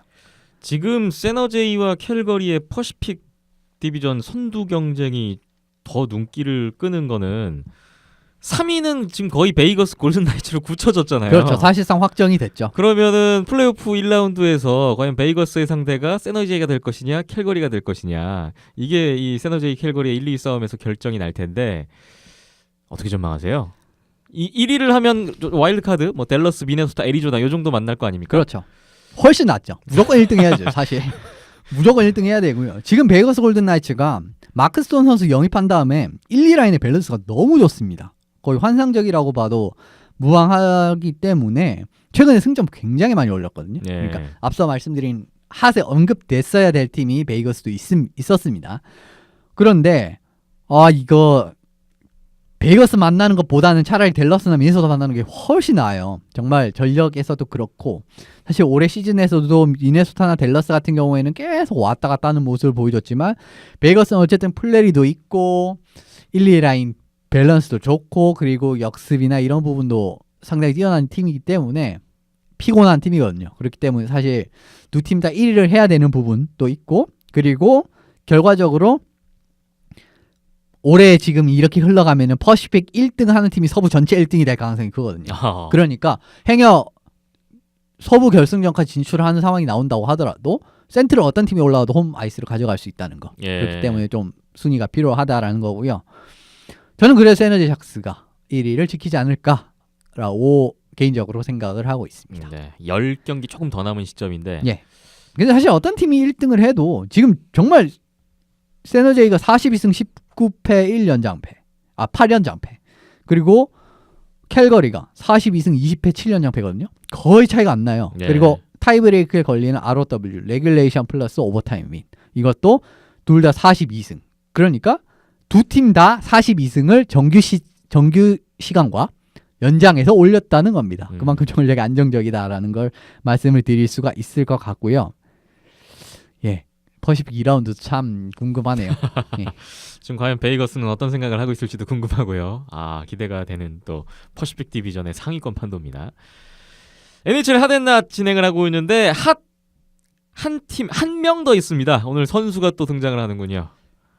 누구죠? 니키타 쿠체로프 선수입니다. 템파베이 라이트닝의 니키타 쿠체로프가 핫에 등장을 했어요. 대기록을 세웠다고요? 예, 굉장히 대기록을 세워서 언급을 드리고 싶은데 오늘 또 포인트 기록에서 111포인트째를 기록을 했습니다. 네. 70경기에서 111포인트네요. 참 페이스가 대단하고요. 템파베이 라이트닝 구단 포인트 신기록을 경신했습니다. 구단 한 시즌 포인트 기록. 그렇습니다. 예. 사실 이건 디트로이트 전에 경신한 부분인데 네. 현재 111포인트라는 거예요. 템파베이의 단일 포인트 기록이 누구였냐라고 하면 2006-2007 시즌에 빈센트 르카발리에 선수가 기록한 108포인트 그리고 동일 시즌에 마르탱 생루이 선수가 102포인트를 기록을 하면서 단일 시즌 요 두 선수 어떻게 보면 르카발리에 선수랑 마르탱 생루이 선수는 템파베이 라이트닝 역사상에도 굉장히 중요한 역할을 차지했던 선수고 지금 영구 결번까지도 확정이 된 선수들입니다. 예. 그런데 요 두 선수의 기록을 69경기 만에 깨는데 성공을 했습니다. 이게 중요하네요. 이 시즌 아직 10경기도 더 남았는데 그렇죠. 69경기 만에 깼다. 그렇죠. 이게 상당히 중요하고요. 사실 82경기에 108포인트도 정말 대단한 수치인데 70경기도 안 됐는데 깼다라는 부분이 대단하다라는 부분을 말씀드리고 싶습니다. 네. 올해 리그 6년 차입니다. 쿠체로프 선수가. 근데 445포인트네요. 구단 포인트 역사상 5위예요. 벌써. 통산 기록으로서는 5위. 그렇습니다. 그런데 사실 지금 구단 포인트 전체 이제 통산 1위인 생루이 선수가 953포인트고 르카발레 선수가 874포인트 그리고 스탠코스 선수가 747포인트 정도랑은 좀 거리가 좀 많잖아요. 예. 그래도 지금 같은 페이스로 템파베이에서 계속 뛴다고 하면은 스탠코스 선수 어깨를 나란히 할 템파베이의 프랜차이즈 스타로 남기에는 충분할 것 같습니다. 예. 자, 니키타 쿠체로프 선수. 올 시즌 내내 이 선수가 포인트 올리는 거 보면 놀랍다. 이 페이스 대단하다라는 생각을 했는데 지금 오늘 경기까지 70경기를 치렀는데 111포인트. 야, 이건 어디까지 갈지 참 이게 이러다가 무슨 대기록 한 번 더 나오는 거 아닙니까? 예, 충분히 이제 가능성이 있을 것 같고요. 70경기에서 33개의 골과 78개의 어시스트입니다. 포인트 페이스만 봐도 정말 놀라운데 지금 페이스를 유지한다고 봤을 때는 82경기에서 한 39골에 92어시스트 정도가 나올 것 같거든요. 그러면서 131포인트. 야, 130포인트가 넘는 계산이 나온다고요? 그렇습니다. 그 정도의 계산이 나오고요. 예. 근데 이게 얼마나 대단한 기록이냐면요. 2000년도 이후에 130포인트 이상을 기록한 선수 한 명도 없습니다. 네. 그 정도로 정말 대단한 기록이다. 2000년 이후 뭐 거의 한 20년 만에 한번 나오는 대기록이 지금 그렇죠. 가능성이 점쳐지네요. 그리고 그런데 제일 이제 이 기록에 가까웠던 선수가 누구냐면은 2005년, 2006년 시즌에 조 손턴 선수가 기록을 했었던 125포인트가 있습니다. 예. 그리고 야로미르 야그르 선수도 123포인트를 기록을 한 시즌이 있거든요. 그런데 이 120포인트가 넘는 이 포인트의 급의 놀라운 음을 13년이 넘은 시점에서 지금 깰 가능성이 생겼다라는 자체가 굉장히 놀랍다라고 말씀을 드릴 수가 있네요. 이 페이스만 유지한다면 깨고도 남는 기록인데요. 그렇죠. 야, 과연 어디까지 갈지 궁금해집니다. 또 기록이 달려 있네요. 예, 90개가 넘는 어시스트라는 부분에 좀 주목을 해봤는데 도움 기록. 예. 그렇죠. 지금 페이스 유지한다면 92어시스트입니다. 그런데 90개 넘는 어시스트는 조 손턴 선수 또 나옵니다. 이 선수 정말 락아웃 그러니까 직장 폐쇄 이후 시즌에 정말 대단했어요. 최고의 이제 지금도 사실 엘리트 플레이메이커라고 할 수가 있는데 이때는 정말 대단했었습니다. 조 손턴 선수가 2005년부터 2007년까지 그러니까 0506 시즌, 0607 시즌 두 시즌 동안 96어시스트, 96어시스트 한 시즌, 92어시스트 한 시즌을 했습니다. 야. 정말 기가 막히는 기록이라고 할 수가 있는데 네. 그러니까 이 손턴 선수의 2006년, 2007년 이후로 처음으로 나오는 90어시스트 이상 기록이 될 수가 있어요. 예. 그렇기 때문에 굉장히 의미가 있는 거고요. 시대를 대표하는 엘리트 플레이메이커라고 할 수 있는 손턴 선수와 어깨를 나란히 할 수 있는 쿠체로프 선수를 보실 수 있을 것인지 이 부분도 좀 지켜보시면 좋을 것 같습니다. 야, 니키타 쿠체로프 선수가 13년 만에 진짜 대기록 두 가지에 지금 한꺼번에 도전을 하고 있는데 이 페이스 어디까지 갈지. 솔직히 아. 말씀드리면 90어시스트 조금 어려울 것 같아요. 그러니까 최종적으로 한 120 언저리 포인트가 될 것 같은데 네. 근데 사실 경기당 1어시스트만 해도 이게 정말 말이 참 이 손턴이 정말 90어시스트 넘는 포인트 이제 어시스트가 넘는 게 대단한 거지. 네. 야 쿠체로프 선수도 사실 정말 80어시스트는 그냥 할 것 같거든요. 지금 페이스라면 충분히 할 수 있을 것 같거든요. 네. 이런 어쨌든- 부분 생각해보시면 정말 대단한 기록입니다. 어쨌든 올 시즌 템파베이 라이트닝의 이 압도적인 독주의 중심에는 니키타 쿠체로프 선수를 뭐 도저히 그렇습니다. 빼놓고 이야기할 수는 없는 지금 올 시즌인 것 같고요. 예. 자, 개인 기록 어디까지 갈지 또 지켜보겠습니다. 다음 낫으로 넘어갈 텐데요. 오늘 낫은 딱 한 팀 꼽아주셨어요. 야, 이거 낫 한 팀에 걸리는 팀 참 안타깝네요. 그렇죠. 사실 낫에 꼽힐 팀도 많긴 많았는데 네. 다들 플레이오프가 이미 뭐 일찌감치 종료된 팀들이라 별로 의미가 없을 것 같았습니다. 그러니까 뭐 낫에 꼽힐 팀은 뭐 오타와 세너터스라든지 지금 벌써 플레이오프 탈락이 확정이 된 정말 대단한 팀이죠. 네. 근데 버펄로 세이버스를 이번 주는 꼽고 싶네요. 버퍼로 세이버스 낫에 선정을 해주셨는데 지난 한 주 어땠나요? 중요한 고비에서 사실 4연패를 기록을 하면서 지금 포스트 시즌 진출이 사실상 좌절이 된 상황입니다. 플레이오프 경쟁을 하고 있는 위치였는데 또 굉장히 중요한 국면이었어요. 그런데 최근 10경기에서 2승 8패를 기록을 하면서 플레이오프 진출이 좌절되고 말았습니다. 4연패 포함해서 최근 2승 8패. 이러면 어려워지는 건데요. 그렇죠. 내용적으로 한번 들여다볼까요? 사실 8승 2패를 해도 이제 이게 장담을 쉽지 못한 않죠. 상황이었는데 2승 8패를 했으니까 그냥 좌절이 됐고요. 슈팅 제어 능력이 완전히 붕괴가 됐습니다. 그러니까 수비력이 올해도 문제라는 거죠. 예. 최근 10경기에서 버펄로는 한 경기 평균 38개가 넘는 슈팅을 허용을 하고 있습니다. 그런데 올 시즌 가장 슈팅을 많이 허용하고 있는 수비 최악팀이 어디냐라고 하면은 오타와 세너터스거든요. 근데 경기당 36개예요. 2개가 더 많죠. 오타와보다도 못한 지금 슈팅 제어 능력. 그렇습니다. 그러니까 이게 성적이 나올 수가 없는 거예요. 이렇게 경기력이 좋지 않으면 수비력에서 전반적으로 문제점이 드러나고 있다라고밖에 평가가 될 수가 없고요. 수비가 불안하면 골텐딩이라도 뛰어나야 되는데 정확히 38골을 실점을 하면서 90%의 세이브 성공률이죠. 그러면서 팀을 전혀 구제하지 못하고 있습니다. 네. 최근 10경기 2승 8패. 근데 그 안에 좀 자세히 스코어나 내용을 들여다보면 접전 경기가 좀 많더라고요. 예. 그런데 그 접전에서 지는 경기가 또 많이 나왔어요. 접전에서 정말 이 팀이 접전에서 쓸 운을 예전에 시즌 중반 10연승 할 때 다 썼습니다. 거기서 다 써버렸고요. 지금 그 10연승 이후부터 기록을 뽑아봤는데 11월 27일 날 연승이 끝났어요. 10연승이 끝나면서 이때 제가 기억하기로는 템파베이도 한번 제꼈습니다. 순위표에서. 예. 그 정도였죠. 근데 그 이후 기간에서 한 골 차의 경기, 한 골로 승부가 난 경기, 이제 슈트아웃은 일단은 빼고 말씀드리면은 5승 12패입니다. 아하. 그러니까 그 전까지는 어쨌든 원래 진짜 하키가 제가 생각했으니 굉장히 운이 크게 작용하는 이유는 뭐냐면은 일단 퍽이라는 게 이제 동그랗지 않잖아요. 그렇기 때문에 예. 어디로 튈지 알 수가 없다. 그리고 경기장 둥근 공이 아니니까. 그렇죠. 예. 경기장 바깥이 물론 뭐 그 유리 밖으로 넘어가는 케이스는 있습니다만은 일반적으로는 이제 보드가 있기 때문에 잘 나가지도 않는다. 그러면서 퍽이 불규칙 바운드를 한다거나 그리고 카키도 굉장히 좁은 데서 펼쳐지기 때문에 사람들이 버글버글 이렇게 하면서 저는 하키라는 스포츠는 굉장히 운이라는 요소가 많이 작용을 하는 스포츠라고 생각을 하고 있는 사람입니다. 예. 그런데 이 운이 결과적으로 한 골차 승부에서 버펄로 입장에서는 첫 10연승을 할 때는 다 따라줬지만 지금부터는 별로 따라주지 않는 모습이 나왔다라고 할 수 있을 것 같고요. 네. 5승 12패고 그럼 슈트아웃에서 성적이 좋아야 되는 거 아니냐라고 생각할 수 있는데 슈트아웃은 4번 갔는데 1승 3패입니다.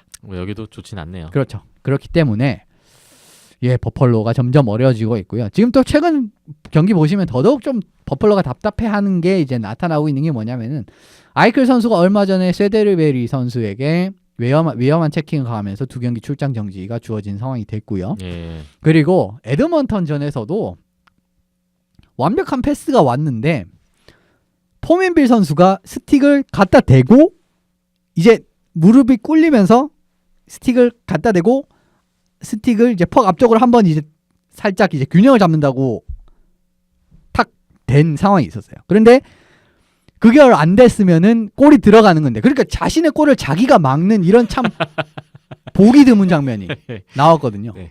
이런 것만 봐도 참 이 버펄로가 운도 따라주지 않는다. 참 최근의 경기력만 봐도 좀 운까지 따라주지 않는 모습이 너무 많이 나온다라는 부분을 아실 수가 있는 장면이 여러 군데에서 포착이 되고 있습니다.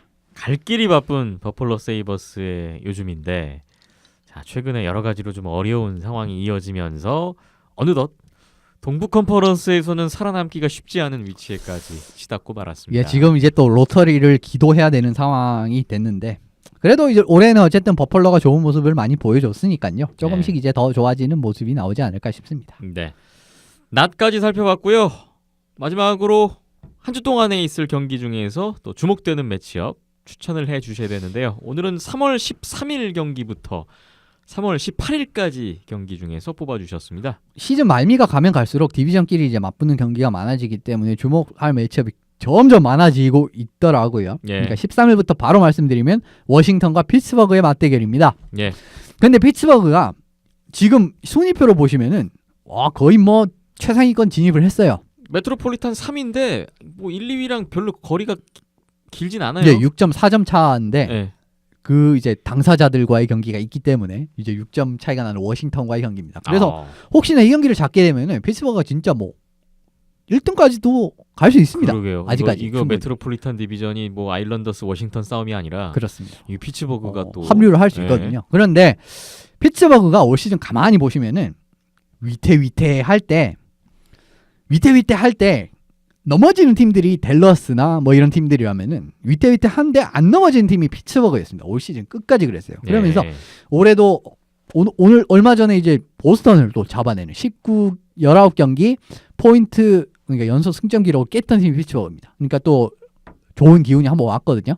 그래서 중요한 경기라고 할 수가 있고 워싱턴도 1위 수성하려면 피츠버그전 무조건 잡아야 됩니다. 그러면서 여유를 계속 확보해야 되는 상황이기 때문에 중요한 경기라고 할 수 있을 것 같고요. 예.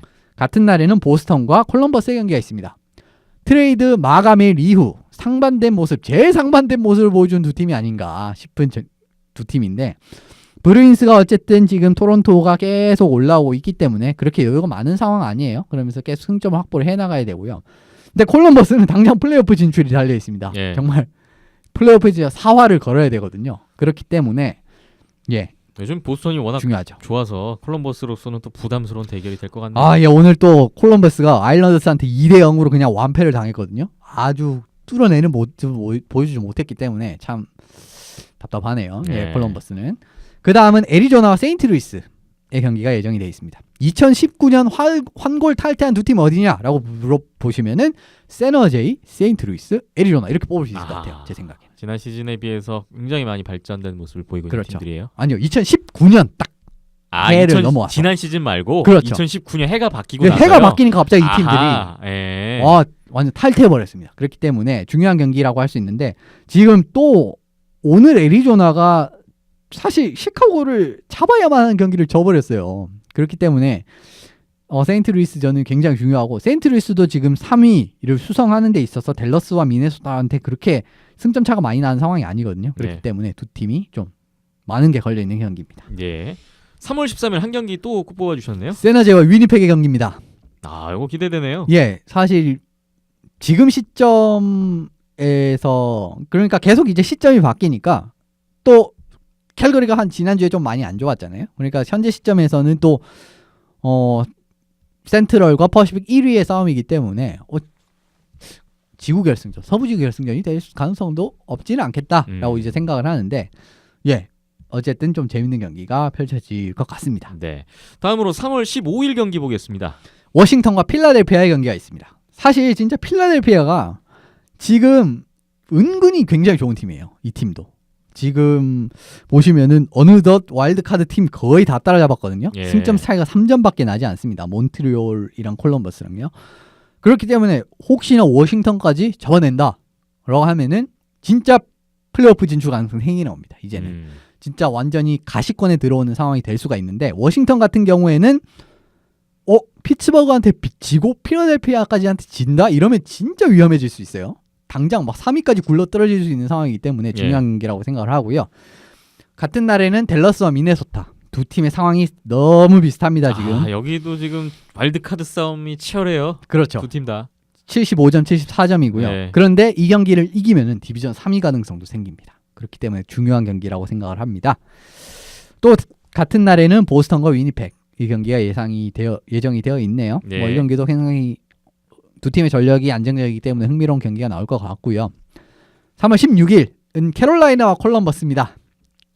여기도 다 그냥 뭐 메트로 지금 플레이오프 싸움이에요. 여기도 정말 절박한 두 팀이 예. 만나네요. 절박하고요. 진짜 콜럼버스가 더 절박하게 될 거고요.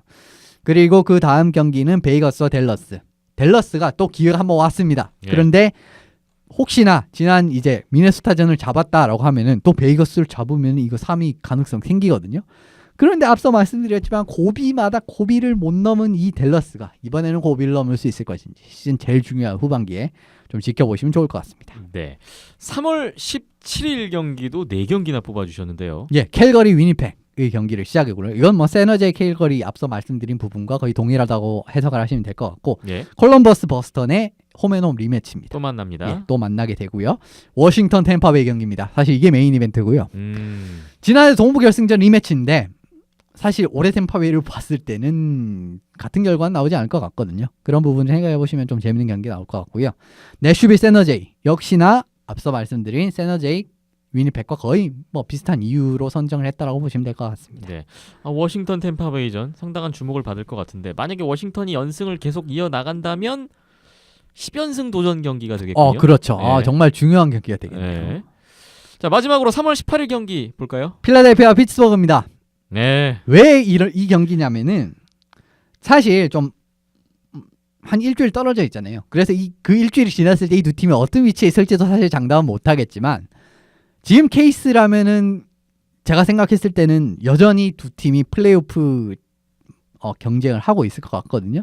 그리고 지난 스타디움 시리즈에서 참 기적적인 필라델피아의 승이 있었기 때문에 그 계기로 또 필라델피아가 살아나기 시작했어요. 네. 그러니까 근데 피츠버그가 홈에서 또 그 안 좋은 기억을 서력을 하느냐. 피츠버그도 사실 계속 이제 연승을 이어나가면 앞서 말씀드렸듯이 진짜 1위도 노려볼 수 있는 위치이기 때문에 라이벌전 또 중요한 국면에서 하는 거 좀 기대해 보시면 좋을 것 같습니다. 지난번에 스타디움 시리즈 재미있게 보신 분들은 이 경기도 상당히 또 관심을 갖고 지켜보실 만 하겠네요.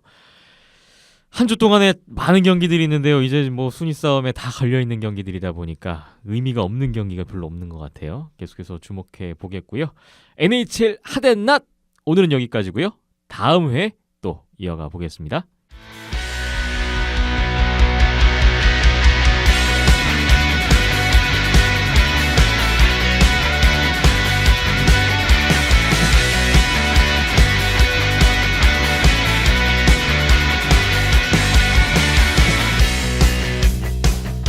비하인드넷 오늘 마지막으로 아시아리가 이사키 2018-2019 시즌 플레이오프 파이널 챔피언 결정전 이야기 나눠보겠습니다. 아쉽게도 국내 팀들은 없지만 사할린 대 일본 재즈 크레인즈의 파이널이 진행되고 있고요. 1, 2차전이 끝났습니다. 파이널 챔피언 결정전은 오전 3선승제로 치러지는데 1, 2차전은 정규리그 하위 팀의 홈에서 펼쳐지고 3, 4, 5차전은 상위 팀의 홈에서 진행이 됩니다. 그래서 이번 1, 2차전은 하위팀 크레인즈의 홈인 쿠시로에서 진행이 됐어요. 3월 9일 토요일에 1차전이 있었는데요. 2피리어드 7분 23초 크레인즈의 이케다 이키 선수의 선제골이 나왔고요. 하지만 5분여 뒤에 사할린이 파워플레이에서 안드레이 골리셰프 선수의 동점골, 이어서 3피리어드 6분 43초에 에고로 시넬레프 선수의 역전골로 최종 스코어 2대1 사할린이 역전승으로 1차전을 승리했습니다. 이날 슈팅수는 13대 21, 사할린이 8개 앞섰는데 크레인즈의 슈팅수 13개는 올 시즌 한 경기 최소 슈팅수 기록이었습니다. 사할린의 데니스 코로바예프 선수가 12세이브 1실점 승리, 크레인즈 드류 맥킨타이어 선수가 19세이브 2실점 패배를 기록했습니다.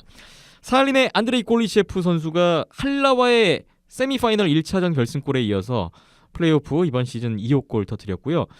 정규리그에서 2골밖에 없었던 골리셰프 선수가 플레이오프에서 2골을 넣었네요. 사할린의 에고로 시넬레프 선수가 이날 역전 결승골로 본인의 아시아리그 플레이오프 첫 골을 넣었습니다. 시넬레프 선수 역시 올 시즌에 10골, 팀 내에서는 세 번째로 많은 득점이 있었던 선수인데 또 플레이오프에서 자신의 몫을 해줬습니다. 한편 크레인즈 이케다 이키 선수가 선제골, 이번 플레이오프 세 번째 골이었고 플레이오프 최근 2경기 연속골 기록했습니다. 크레인즈의 비아체슬라프 트루노 선수가 부상이 있었죠. 최근 2경기 결장을 했었는데 파이널 1차전에서 라인업에 복귀했습니다. 크레인즈가 쿠시로 1차전에서 지면서 플레이오프 최근 5연승이 마감됐습니다. 3월 10일 일요일에 2차전이 바로 이어졌는데요. 1피리어드에 사할린 니콜라이 스톨리아렌코 선수의 선제골, 이후에 2피리어드 크레인즈 우에노 히로키 선수의 파워플레이 골로 1대1 동점이 됐습니다. 3피리어드 중반으로 갔는데요. 사할린이 다시 니콜라이 스톨리아렌코 선수의 골로 앞서갔지만 4분여 뒤인 3피리어드 15분 12초 크레인즈 타카기 켄타 선수의 파워플레이 골로 2대2 다시 동점이 됐고요. 그런데 곧바로 또 2분 45초 뒤에 3피리어드 종료 2분 3초 전이었죠. 사할린이 미하일 클림축 선수의 골로 3대2 사할린이 다시 리드를 잡았습니다. 이후에 크레인즈가 엠티넷 공격을 펼쳤지만 사할린이 엠티넷 골로만 2골을 더하면서 결국 최종 스코어는 5대2, 사할린이 1차전에 이어 2차전도 승리했습니다. 2차전 슈팅수 21대 26, 역시 사할린이 앞섰고 사할린 데니스 코로바이프가 19세이브 2실점, 크레인즈 드류 맥킨타이어가 21세이브 3실점, 역시나 승패가 또 갈렸습니다. 사할린의 니콜라이 스톨리아렌코 선수가 2차전에서 2골 1도움을 했는데 플레이오프 3경기 연속 멀티포인트고요. 최근 플레이오프 3경기 4골 3도움 폭발하고 있습니다.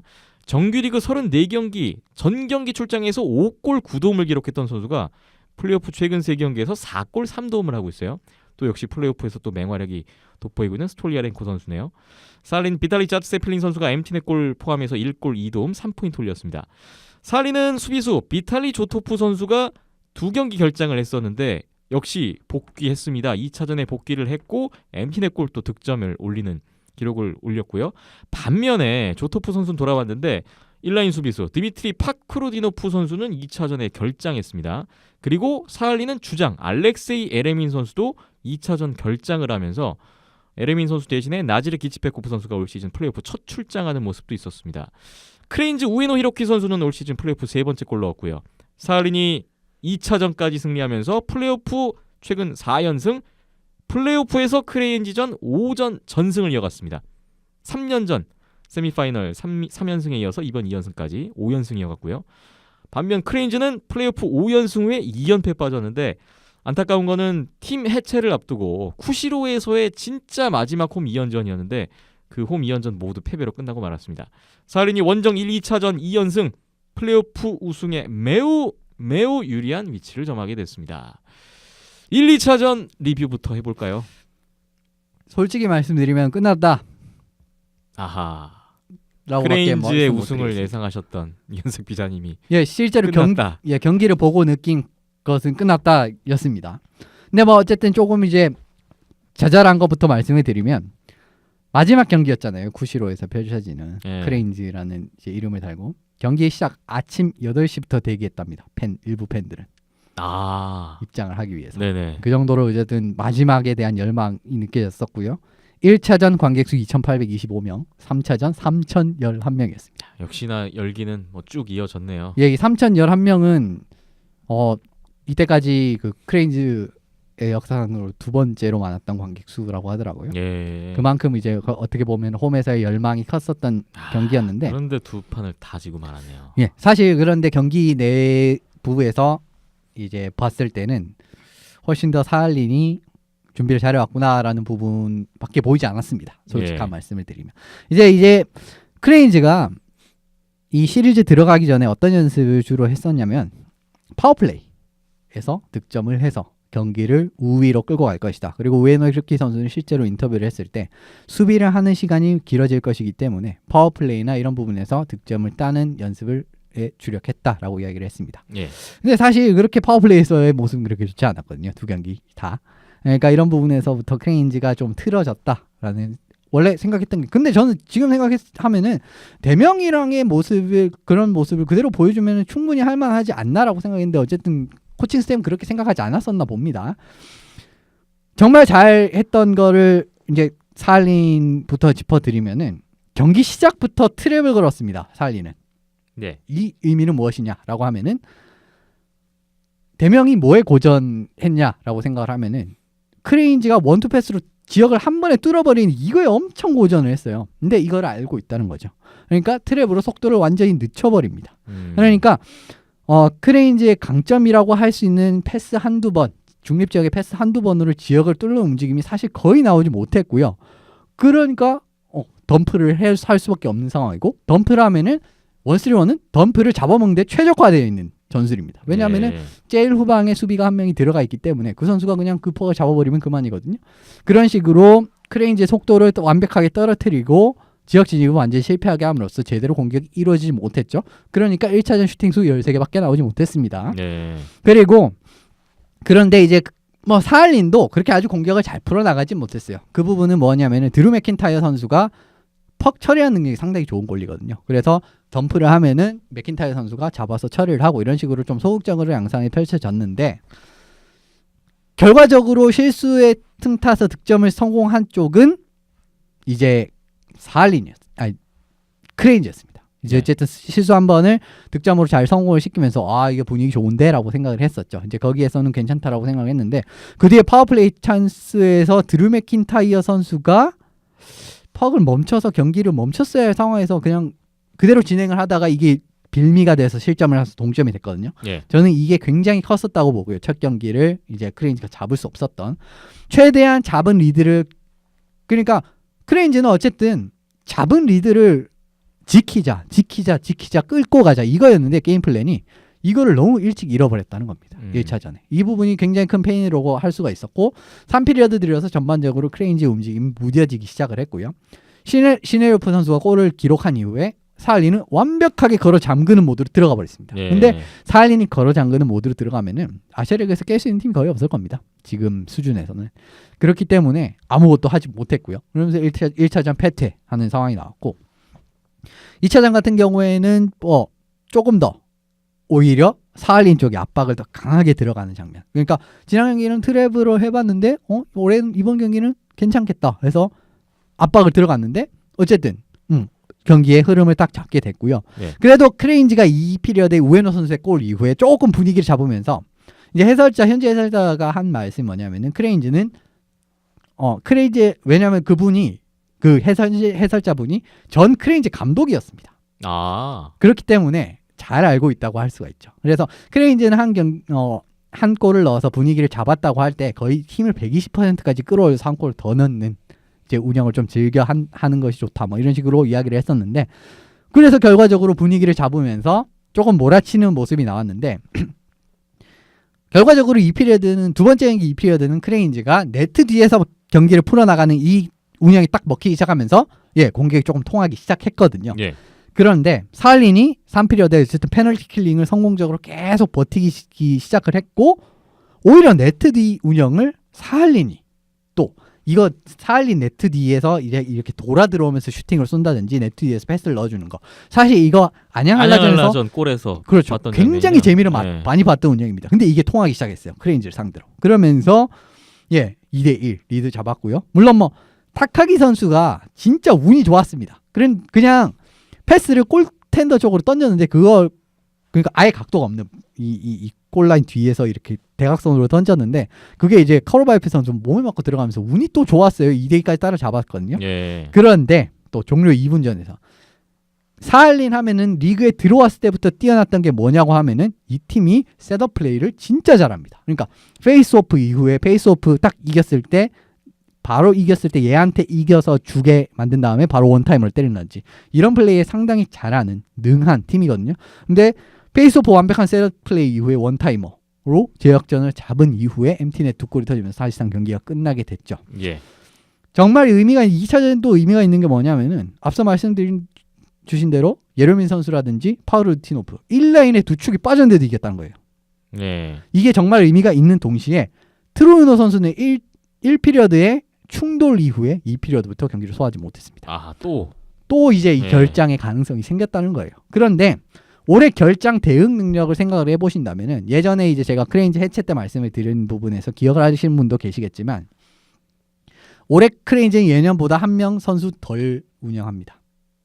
그러니까 부상 선수가 났을 때 대처 능력이 떨어질 수밖에 없다는 거예요. 예. 그런 부분에서 또 약점이 생겼는데 트루우너 선수가 그동안 크레인즈에 해왔던 모습이라든지 뭐 대명전에도 마찬가지였고 그걸 생각을 한다면 굉장히 큰 공백이었거든요. 근데 이걸 메울 가능성이 사실상 없다라는 부분.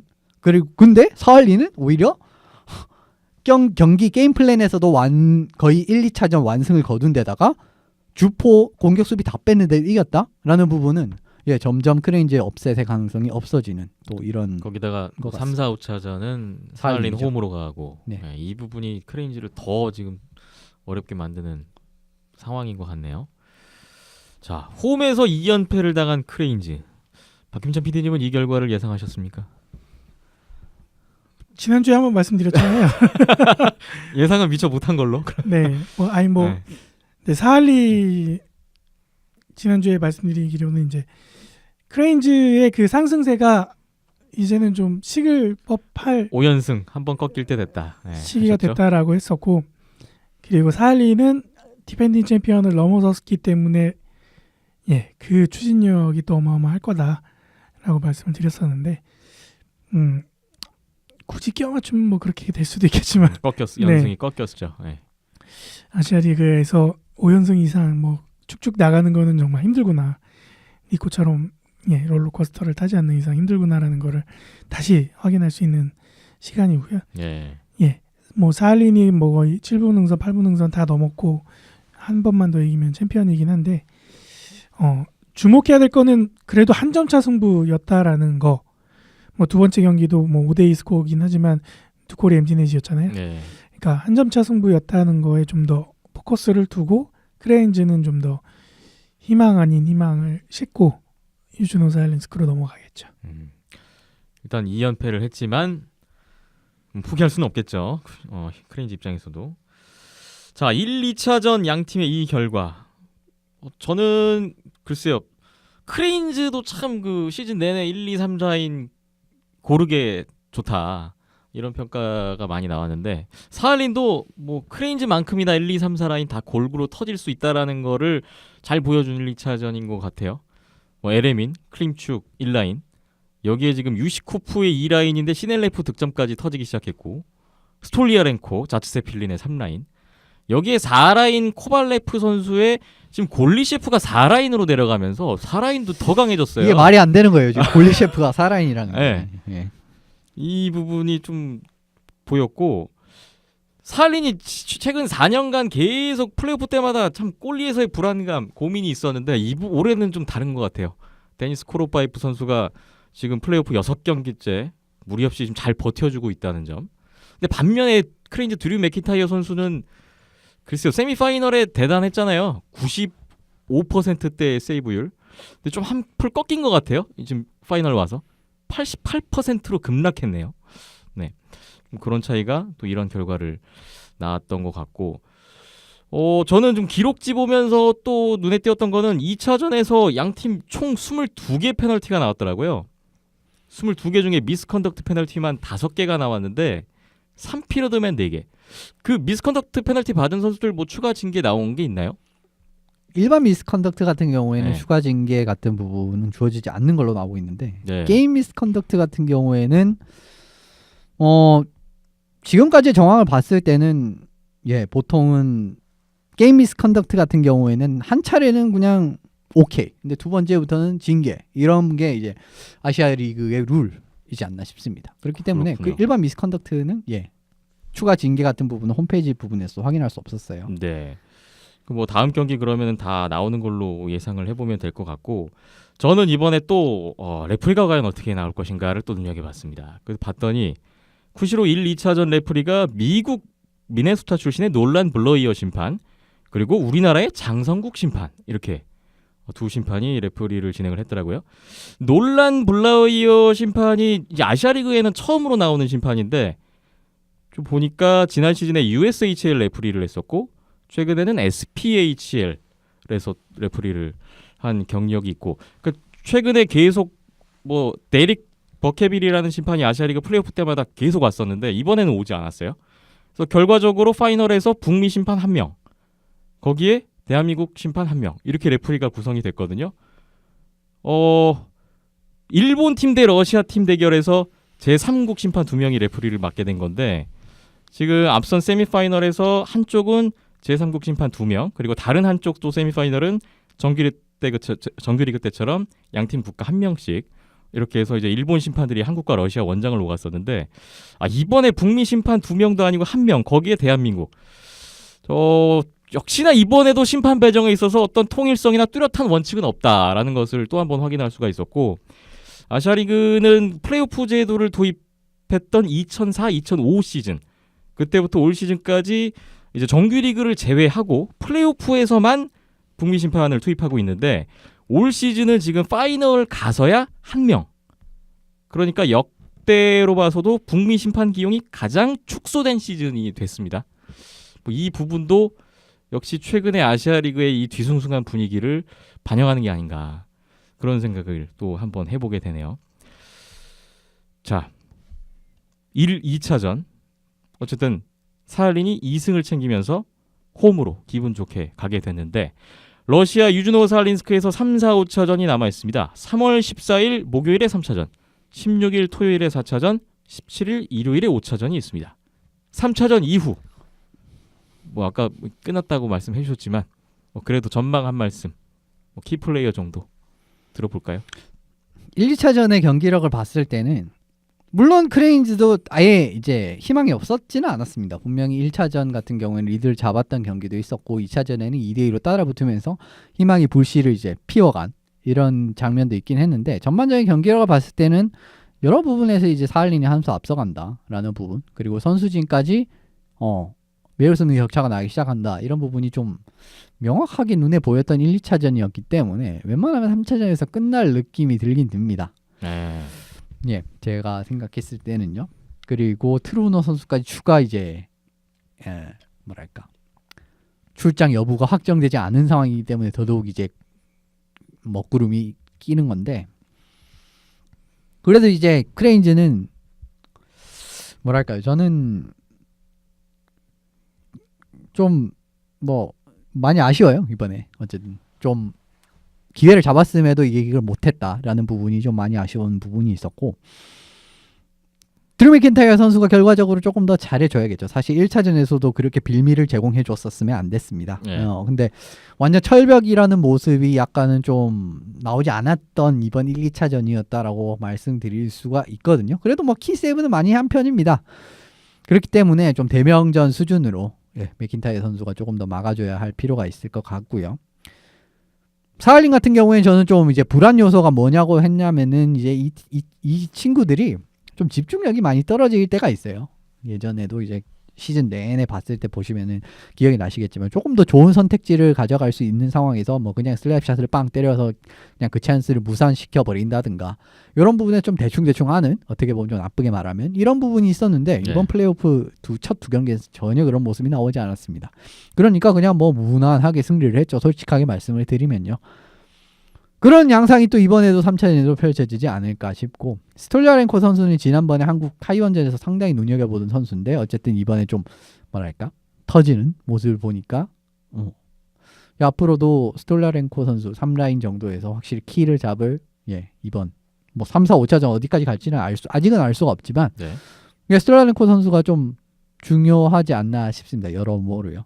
지금 예레민 선수도 빠지고 파우르디노프 선수도 이 다음 경기 출장이 아직까지 불투명한 상황이다 라고 한다면은 이렇게 보조작 자원에서 가장 좋은 모습을 보여주고 있는 스톨자렌코 선수, 이 선수가 생각보다 활동량도 진짜 상당한 선수입니다. 이런 부분에서 이 두 선수 맥킨타이어 그리고 스톨자렌코 두 선수를 주목하시면 될 것 같습니다. 네. 박규찬 PD님은 크레인즈에게 좀 희망적인 이야기를 해줄 수 있을까요? 예, 앞서 말씀드린 것처럼 1, 2차전이 한 점차 승부여서 갈렸다라는 점이 그나마 크레인즈에게는 희망을 걸어볼 만한 포인트인 것 같고요. 네. 예, 결국에는 이제 뭐 두 팀 다 수비력에 대해서는 어느 정도 해법을 갖고 있는 상황에서 그러면 그 수비력을 뚫어낼 수 있는 공격력을 얼마만큼 갖추고 있는가가 중요한 건데 1라인부터 4라인까지 다 골고루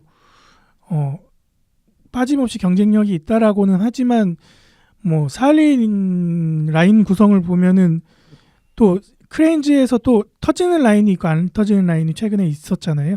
그래서 그걸 좀 매치시켜서 일부러 라인을 꽈주는 느낌도 없지 않아 있기 때문에 그걸 다시 한번 꼴 수 있는 크레인즈의 라인 구성이 필요할 것 같고요. 뭔가 그러면 변화가 필요하겠죠. 라인업의 변화 예상을 해주시나요? 네, 뭐 그런 변화가 있다 하더라도 대처가 안 될 사안은 또 아니다 보니까 그 부분이 서로에게 변수가 되지 않을까 싶네요. 네. 3, 4, 5차전 저는 장소가 유즈노 살린스크라는 게 이게 제일 중요해 보여요. 크레인즈가 원정에서 3연승을 할 수 있을까? 3연승까지는 조금 벅찬 과제가 아닐까. 3연승 하면 진짜 우생수 나오는 거죠. 홈에서 2패하고 원정에서 3연승하고 우승하면 뭐 이건 뭐 역대 최고 진짜 만화 같은 드라마죠. 만화도 이렇게 하면 욕먹습니다. 네. 이런 현실성 없는 만화가 있어. 글쎄요. 이게 또 이제 사할린도 플레이오프 4연승 중인데 한 번 또 꺾일 때가 된 것 같기도 한데 3차전 승패 예측하기가 좀 어려운 것 같고 사할린이 올 시즌까지 아시아리그 5년 동안에 홈에서 3연패를 당한 적은 한 번도 없었습니다. 이 기록이 또 사할린의 우승 가능성을 높게 얘기해 주는 거 있는 것 같고요. 아시아리그 플레이오프 역사를 보면 1패 후에 3연승은 여러 번 있었는데요. 그리고 뭐 3년 전에 안양알라가 사할린 상대로 파이널에서 1승 2패에서 2연승하고 우승했던 원정에서 그런 경우도 있었고 그런데 시리즈 2패 후에 3연승 그러니까 5전 3선승제에서 2패 후 3연승의 리버스 수입은 아시아리그 역사상 딱 한 번 있었습니다.